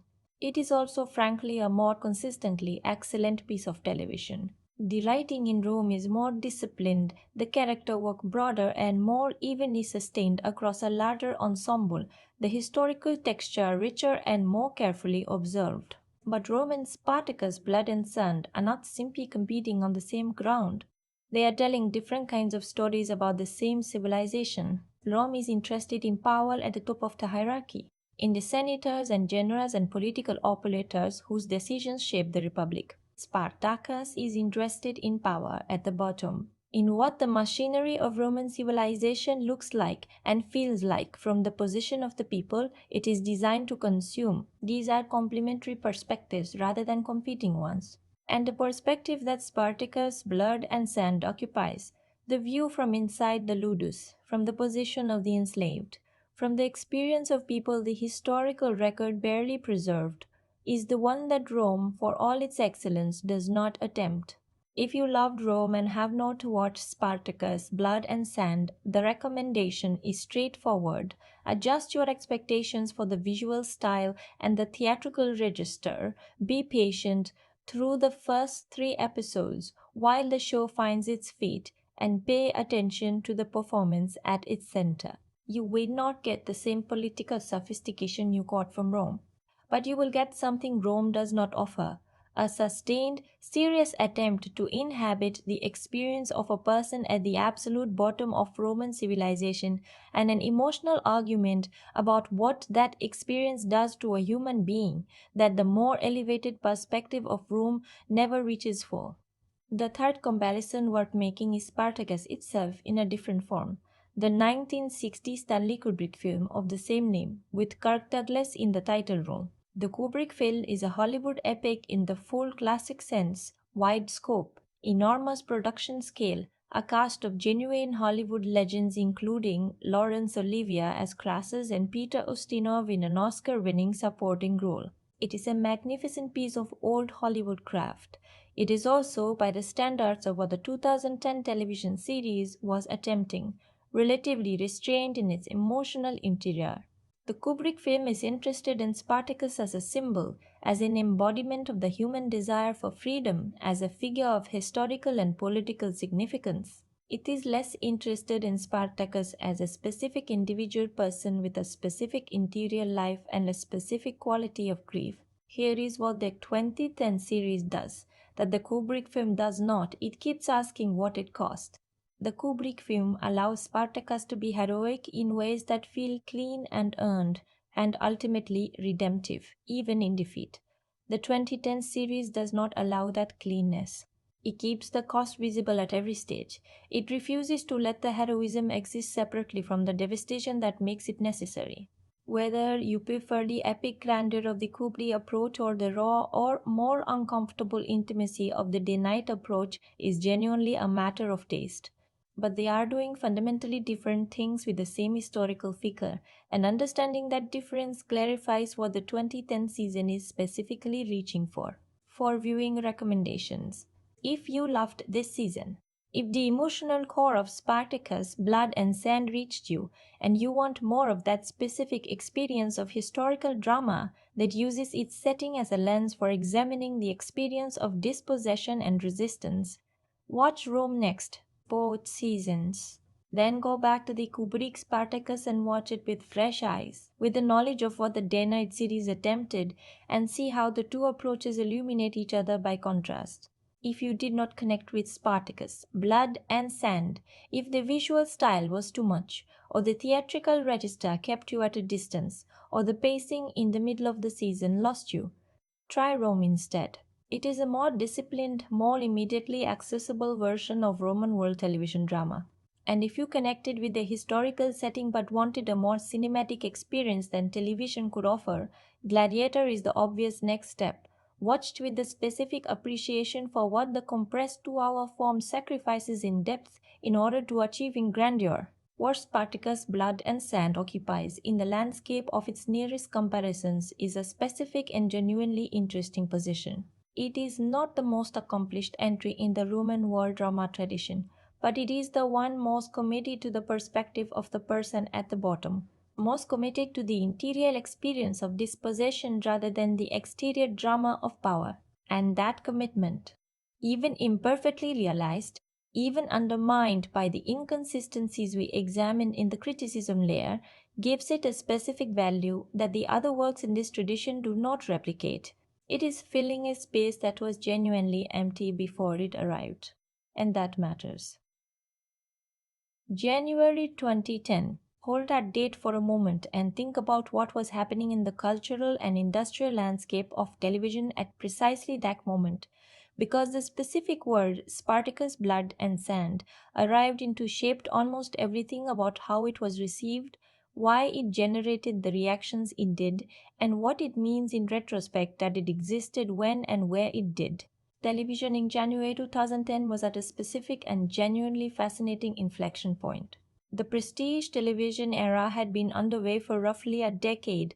The Sopranos had premiered in 1999. The Wire had run between 2002 and 2002 and 2008.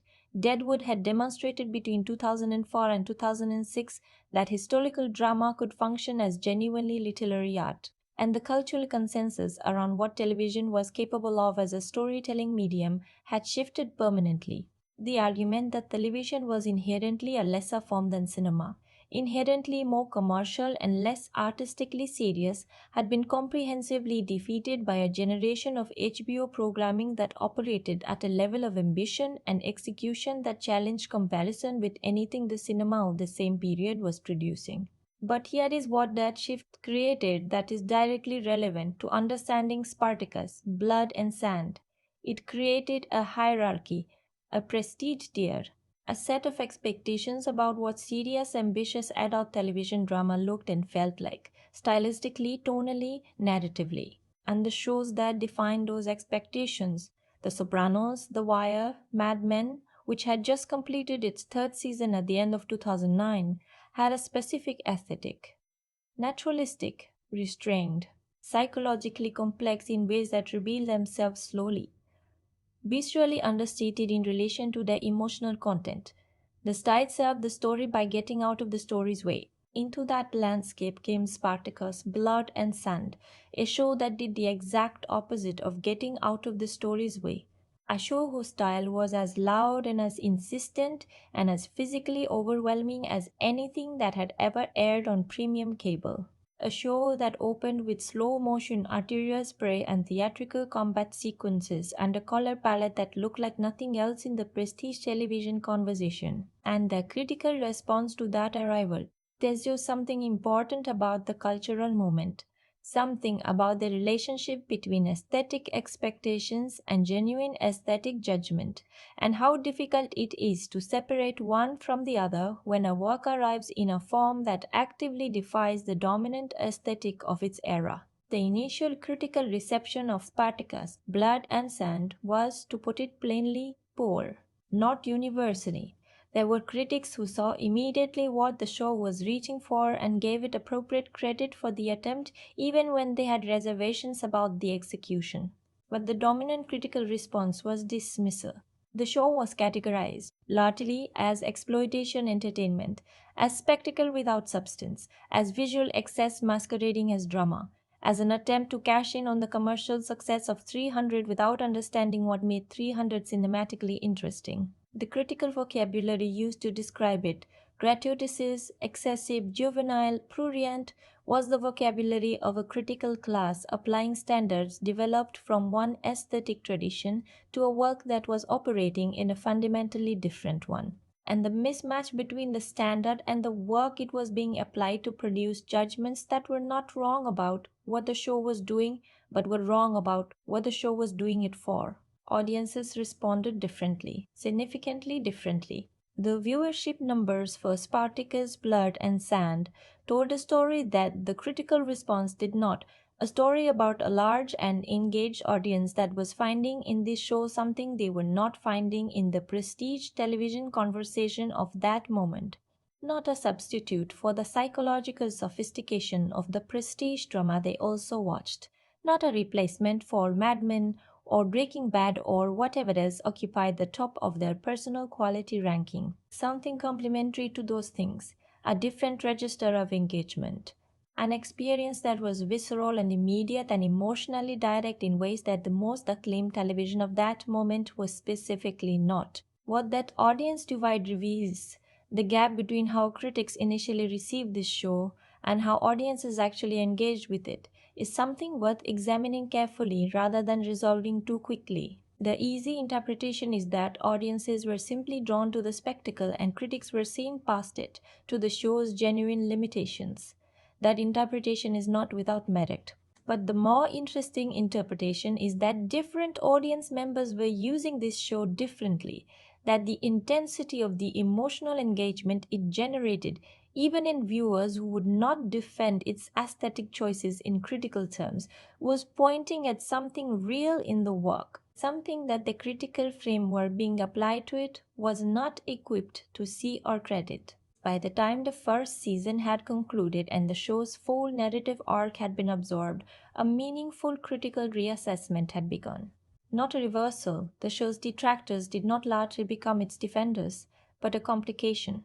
Critics who had initially dismissed it began acknowledging, specifically and somewhat reluctantly, that Andy Whitfield's performance operated at a level that the critical dismissal of the show had failed to account for, that the emotional impact of the season's final episodes was not achievable by spectacle alone, that something underneath the surface had been doing sustained work across 13 episodes that only became fully visible when you could see where it had been heading all along. The reassessment was never complete, but it was real.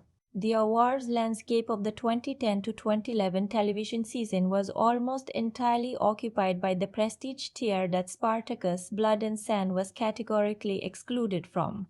The Emmy nominations of that period went to Mad Men, Breaking Bad, Friday Night Lights, shows that the dominant critical framework was equipped to recognize and reward. Spartacus received no major awards recognition in its first season, and there is a specific and uncomfortable irony in that absence, because Andy Whitfield's performance in this season, by the standards the Academy applied to performances it did recognize and reward in that same period, was operating at a level that deserved serious consideration. The fact that it received none is not simply evidence that the performance was overlooked. It is evidence that the framework for recognition was not equipped to see past the show's aesthetic to the performance it contained. What the show did win was something the award circuit does not easily measure. It beat a devoted and genuinely invested audience that carried it forward, that bought the physical releases, that drove the streaming numbers in the years after the season's initial broadcast, that kept the conversation about it alive long enough for the reassessment to develop. And it built that audience in the specific demographic that premium cable networks needed most at that particular moment in the television landscape. Younger viewers who were beginning to migrate their entertainment consumption away from broadcast television and towards streaming platforms, and who responded powerfully to content that was willing to be visually extreme and emotionally direct in ways that the more decorous prestige tier was structurally unlikely to produce. The streaming life of Spartacus, Blood and Sand has been genuinely significant in determining how the season is now understood. First-turn broadcast viewing was substantial, but not transformative. Streaming and on-demand viewing in the years that followed was where the show's real cultural footprint developed, where the word-of-mouth recommendations accumulated, where the fan community built its interpretive archive, where viewers who had dismissed the show in 2010 came back to it in 2013 or 2010 or 2010 or 2010 or 2010 or 2018 and found themselves encountering something they had not expected. There is a specific kind of second wave discovery that happens with shows like this, shows whose initial reception was shaped by frameworks that did not fully fit them, and Spartacus, Blood and Sand has benefited from it substantially. The conversation around the show in the mid-2010s and beyond is measurably more sophisticated and more generous than the conversation around it in 2010, not because the show changed, because the frameworks being brought to it changed. Does Spartacus, Blood and Sand feel timeless or perfectly of its era? This is one of the more interesting questions the show generates, and I do not think it has a clean answer. The visual style, the 300 influenced aesthetic, The specific quality of the post-production color grading, the editing grammar of the slow motion sequences, is marked unmistakably as 2010. There are moments in the season where the visual language dates it in ways that other elements of the show do not, where the technique feels specifically calibrated for a cultural moment that has now passed, in the way that all technique eventually ages when it is too tightly bound to its own era's stylistic fashions. But the story the season is telling, the story about what disposition does to a human identity, about what systems of power do to human beings they have decided to classify as objects, about what happens to the self when the self is denied, that story does not date. That story is as present and as necessary now as it was in 2010, possibly more so, because the specific institutional dynamics the show is examining, the mechanisms by which power systems justify the reduction of persons to commodities, the psychological strategies those systems use to maintain compliance, the ways that resistance to those systems forms and accumulates and eventually finds expression, those are not historical artifacts. They are descriptions of processes that are ongoing, which means that Spartacus' blood and sand occupies an interesting temporal position. The surface, the aesthetic, the visual language, the specific stylistic ambitions of its production moment feels like 2010. The interior, what the surface is carrying, what the story is actually reaching for, what the best moments of Andy Whitfield's performance are documenting, feels like something older and more permanent than any specific year, something that will still be worth examining long after the specific aesthetic fashions of its production era have fully receded. That combination, an era-specific surface carrying a timeless interior, is exactly the combination that generates the most interesting, long-term critical conversations. It is what allows a show to be both of its moment and beyond it simultaneously. And it is what makes Spartacus' blood and sand, for all its genuine flaws, a more durable object than its initial critical reception suggested.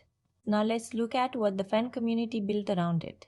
The theories, the debates, the interpretive arguments that the show generated in the years following its initial broadcast. Because some of what the audience found inside this season is genuinely illuminating. And some of it is fascinating precisely because it reveals what the audience was looking for that the show itself did not quite deliver. The fan community that built itself around Spartacus, blood and sand in the years following its initial broadcast produced something genuinely interesting, a body of interpretive work that goes significantly deeper than the show's surface reputation would suggest it deserved. The Reddit threads, the fan forums, the video essays and comment sections that accumulated around this season contain some analysis that is illuminating, some that is creatively fascinating even when it does not hold up under scrutiny, and some that reveals more about what the audience was hungry for than about what the show was actually doing. All three categories are worth examining. Because fan theory, at its best, is a form of collaborative criticism, an audience thinking together about what a work means, what it was reaching for, and what it left unresolved. The first and most significant theory, the fan community generated around the season, involves Spartacus and the question of how much he knew, and how early he knew it, about Spartacus's specific potential. The surface reading of Spartacus's character, the reading the show's plot most directly supports, is that he is an opportunist who saw something unexpected in the arena, made a purchase on instinct, and subsequently managed that purchase with the specific calculation of a man who has turned human beings into financial instruments his entire career. He did not engineer Spartacus's presence in his ludus from the beginning. He found him, he recognized him, and he shaped what he found with the tools available to him. The fan theory pushes significantly further than this. The argument, developed across multiple threads and video analyses with varying degrees of rigor, is that Batiatas's decision to order Sura's death was not a reactive calculation made in response to a situation that had developed, was not simply a man looking at his most valuable asset and making a cold assessment about what would maximize that asset's performance. The theory argues that the decision was part of a longer pattern, that Batiatas recognized from very early in Spartacus's time at the Ludus that the man's compliance was fundamentally conditional, that hope was the only mechanism keeping the compliance operational, and that hope is by definition an unstable control mechanism because the thing it depends on can be fulfilled. A man who hopes to be reunited with his wife is a man who, if reunited, no longer needs to comply. A man in grief, specific, irreversible, correctly directed grief, is a man whose energy has nowhere to go except into the performance the institution requires of him. What makes this theory genuinely interesting rather than simply dark is that it finds specific textual evidence in John Hannah's performance throughout the middle of the season. There are moments, scenes in which Batiatas is watching Spartacus in the training ground, or receiving reports about his performance, or discussing his trajectory with Lucretia, where Hannah plays something in Batiatas' regard that is not entirely reducible to the straightforward commercial calculation of a lanista assessing a fighter. There is something that could be read as a longer game. A patience that is not simply the patience of a businessman waiting for an investment to mature, but the patience of a man who knows something about how the investment is going to develop that the investment itself does not yet know. Does the text support this fully? I think it partially supports it. The evidence is real.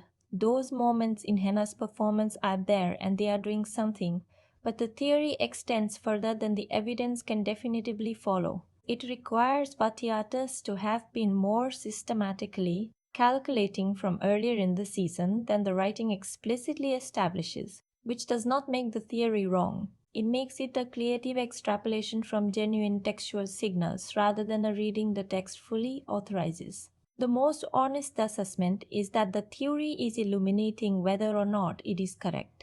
Because even if Batiatas did not plan this far ahead from the beginning, the question of whether he could have, whether he is the kind of person capable of that level of premeditated manipulation, is one the season deliberately keeps open. And keeping it open is its own form of meaning. The second major theory involves Doctor, the character whose real name the season reveals as Oenomias, a former gladiator and himself a man who was once in the position that Spartacus now occupies. The fan theory here argues that Doctor knew more about Batiatus' actual nature, his actual capacity for lethal calculation regarding the gladiators in his care, than his behavior in the season makes explicit. The theory points to specific moments in which Doctor's responses to developing situations seem slightly too measured, too quickly adapted, to belong to a man encountering the reality of what Batiatas is capable of for the first time. The suggestion is that Doctor has always known at some level what the institution he serves is willing to do, and that his loyalty to the ludus is therefore not the loyalty of a man who has been deceived, but the loyalty of a man who has made a conscious accommodation with what he knows and has decided that survival within the system is preferable to resistance to it. This theory holds up considerably better under scrutiny than the Batiatas planning theory, and here is why.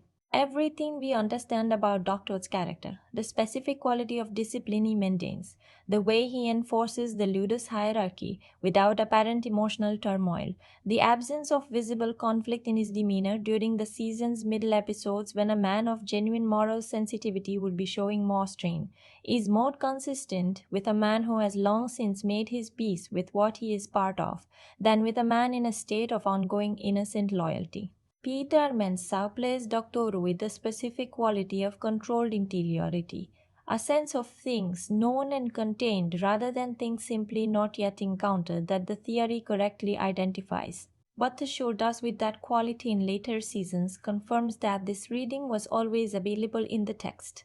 Whether it was fully intentional from the beginning or whether later seasons retroactively made it look more intentional than it was, is a question about the writer's room process rather than about the finished text. Either way, the theory rewards close attention to Mensah's performance in this first season in ways that a surface reading does not.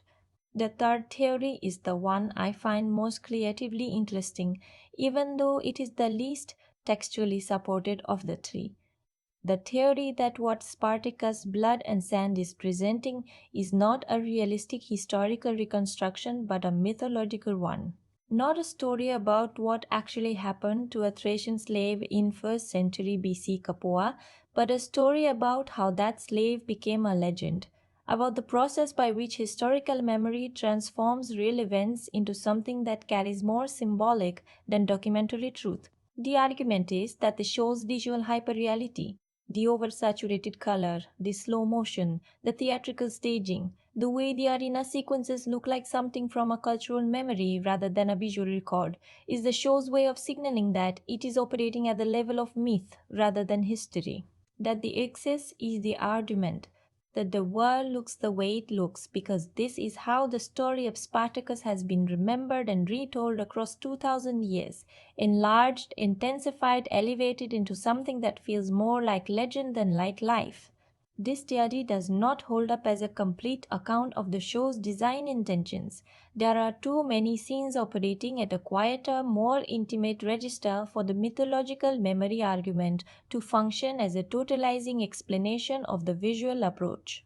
But as a partial reading, as an additional layer of interpretive meaning that the visual style can legitimately carry alongside its other functions, it is genuinely productive.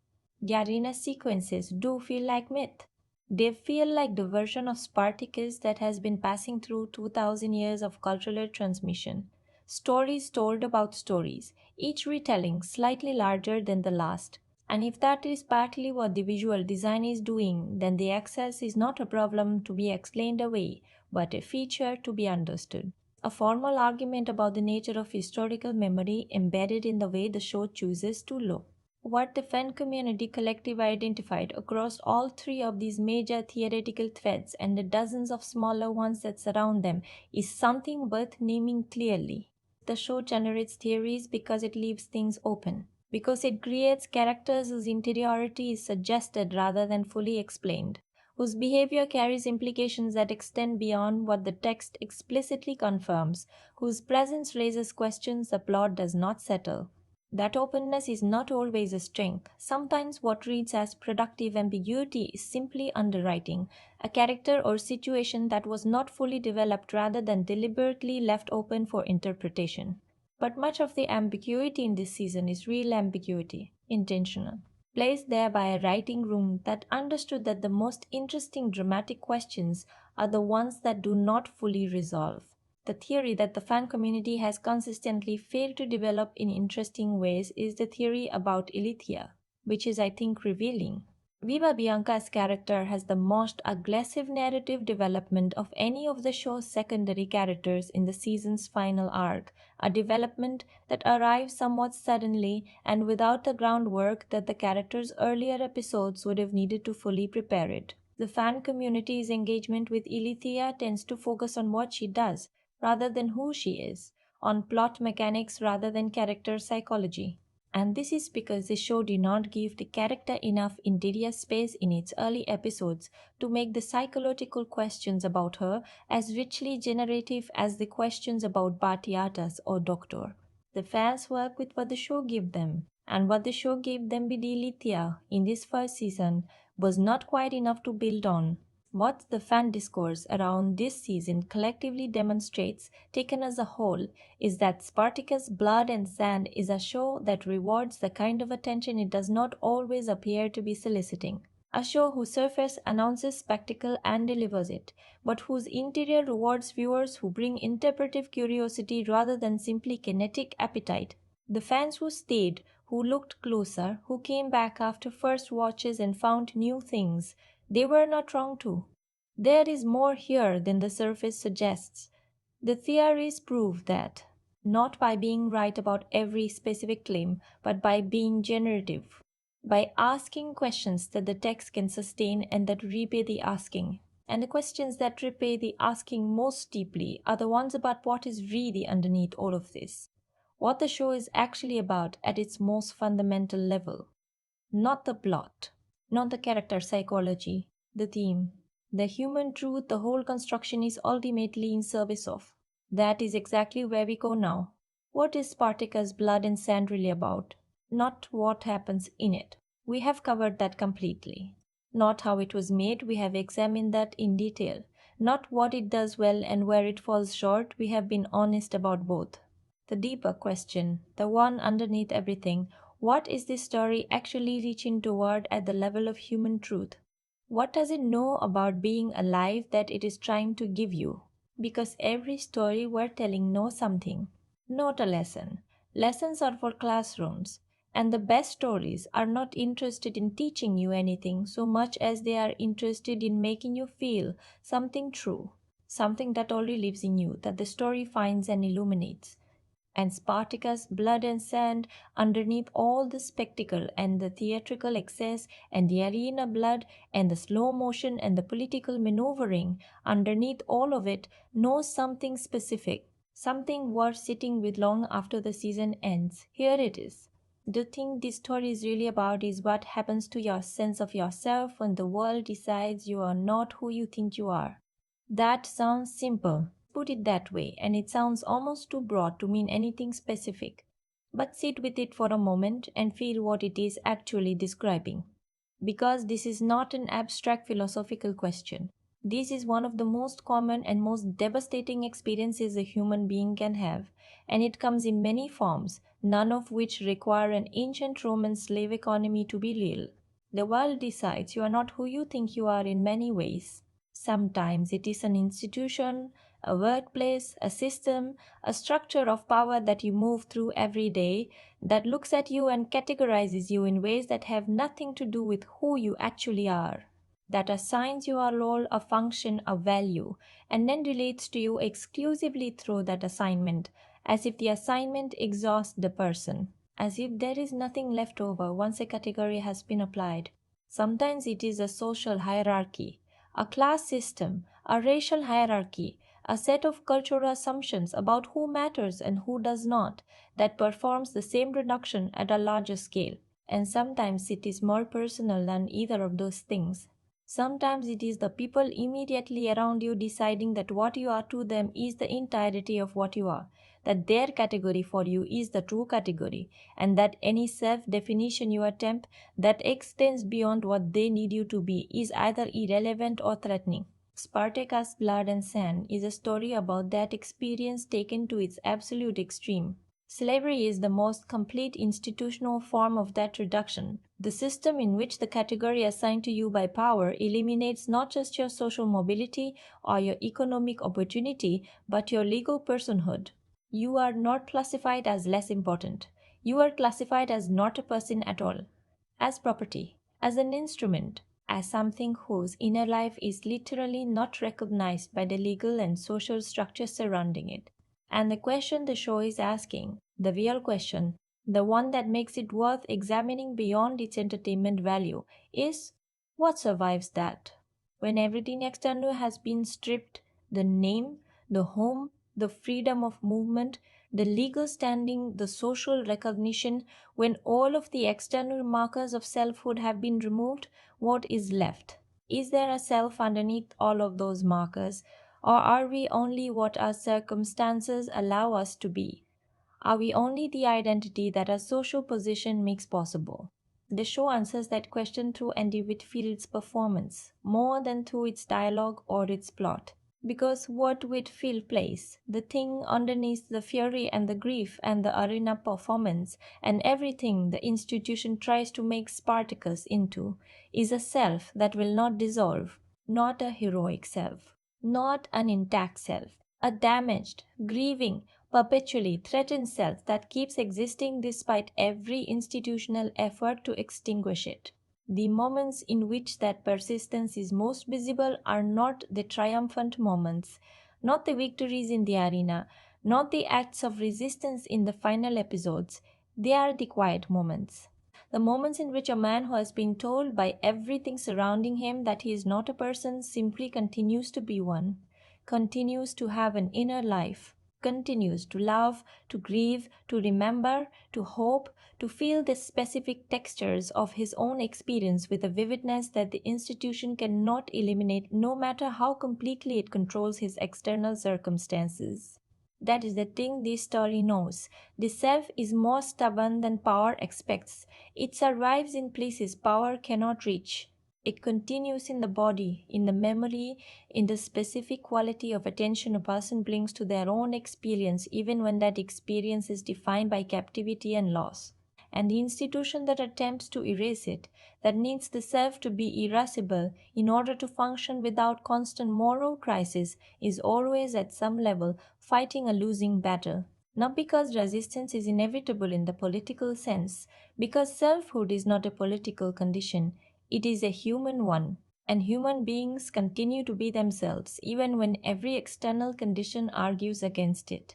Here is where this connects to something you actually feel in your own life, because you do not need to have been enslaved in ancient Rome to know what it feels like when the world looks at you through a category that does not see you, when your institution sees your function, when your social position sees your type, when the people around you see what they need from you rather than what you actually are. That experience of being reduced, of being related to through an assignment rather than through a recognition, is not rare.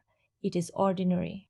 It is one of the most common forms of suffering that does not get named as suffering because it does not arrive as a single dramatic event but as a continuous condition, a slow accumulation of moments in which you are related to as less than the full complexity of what you are. And the question Spartacus, blood and sand, is really asking you, the question underneath the historical setting and the theatrical register and the arena spectacle, is what do you do with that? When the world insists on a category that does not contain you, what do you hold on to? What is the thing in you that refuses the reduction? Where does your self live when it has nowhere external to rest? The show's answer is not heroic in the clean, inspiring sense. It is not an answer that resolves neatly or offers comfort. The thing that Spartacus holds on to is grief. The specific grief of a man who loved something, who had something real, something that belonged entirely to him and to no institution, and lost it. And the grief is the evidence of the self, not a triumphant self, not a victorious self, a self that loved, a self that loved, a self that remembers what it had and refuses to stop remembering even when the remembering is the most painful thing available to it. Because memory, the private, internal, unwitnessable fact of remembering who you were before the reduction, is the one thing the institution of slavery cannot fully control.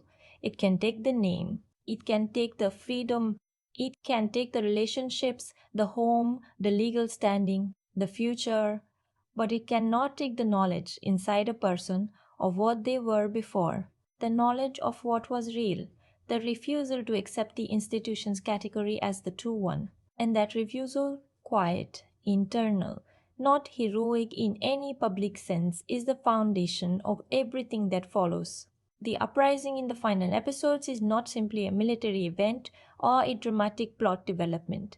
It is the external expression of something that has been happening internally throughout the entire season.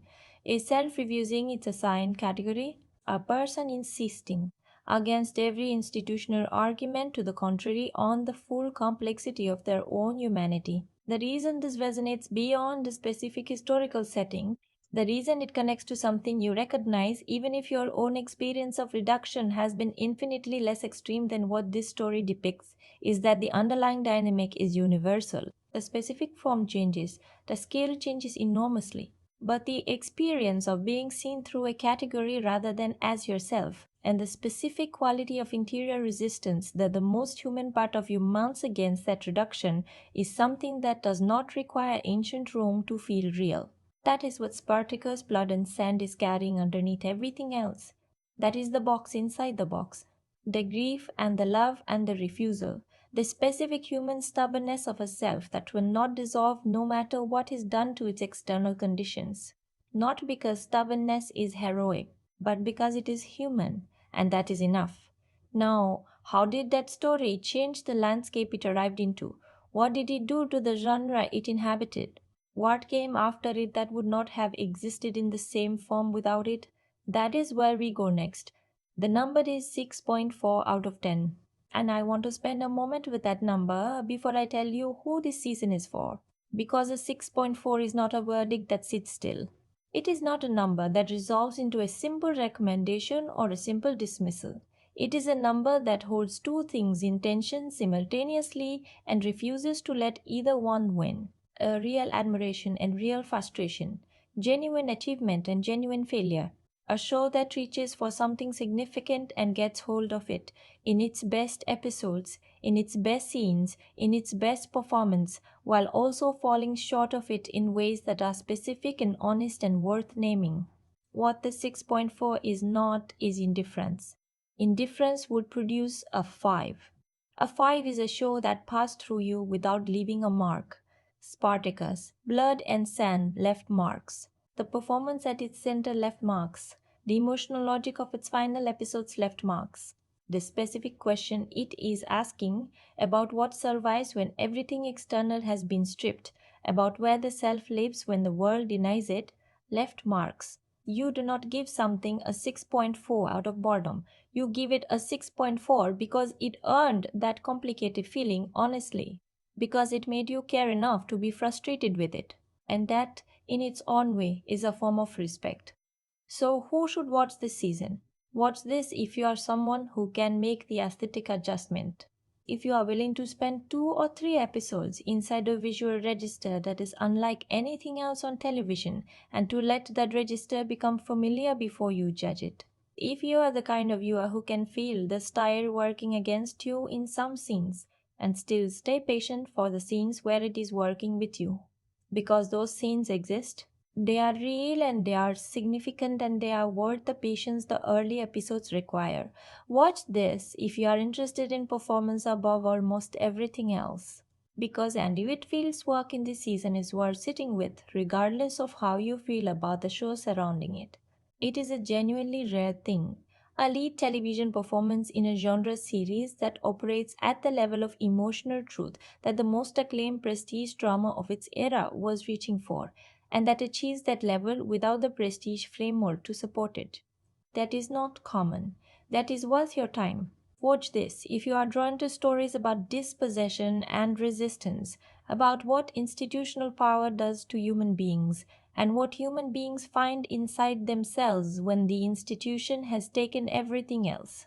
The story underneath the spectacle of Spartacus' blood and sand is a serious one. It earns the seriousness of your attention even when the spectacle surrounding it is asking for something less disciplined. Watch this if you can hold biographical knowledge and creative experience simultaneously without collapsing one into the other, if you can sit with the awareness of what happened to Andy Whitfield after this season without letting that awareness overwhelm your engagement with what he built inside it.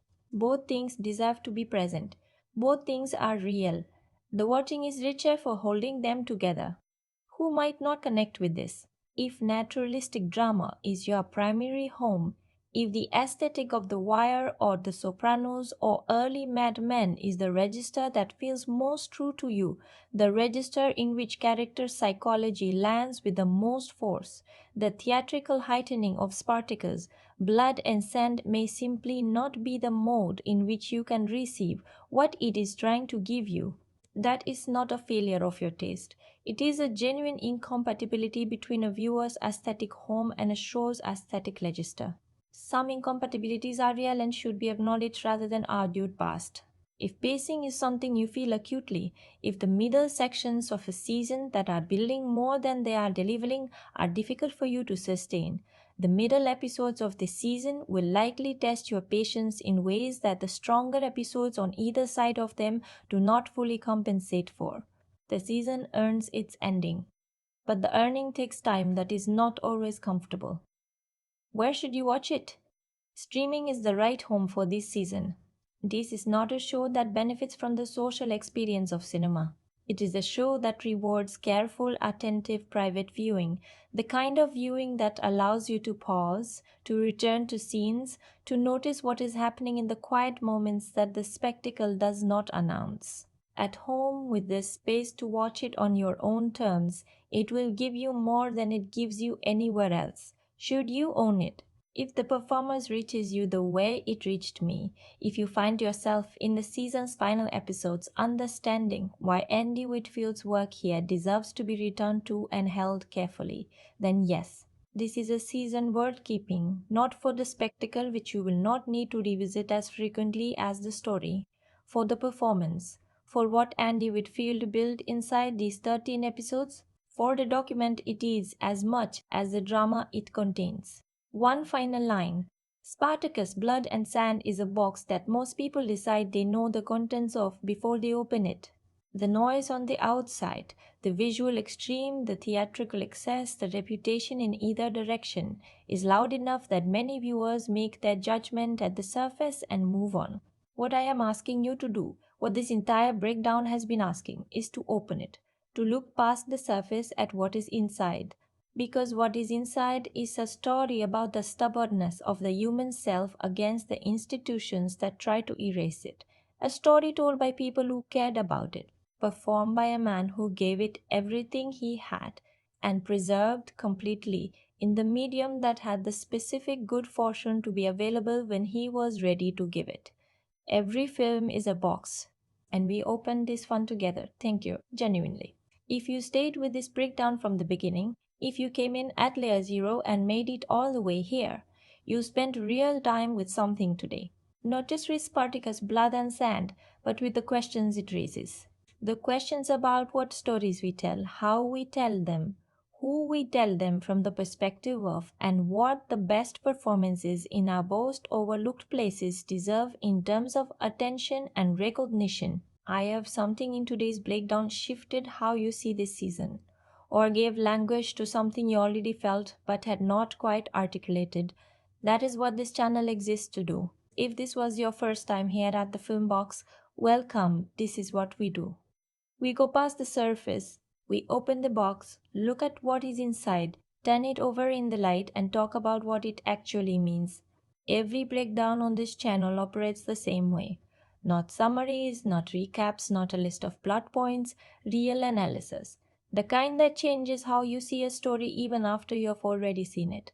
If that is the kind of conversation you want to keep having, the subscribe button is right there, and every notification is another box waiting to be opened.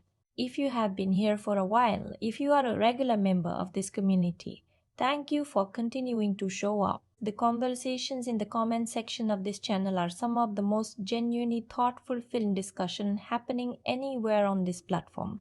That is because of you, because you come ready to think, ready to disagree, ready to offer something beyond a simple reaction. That is rare and it is valued here every single time.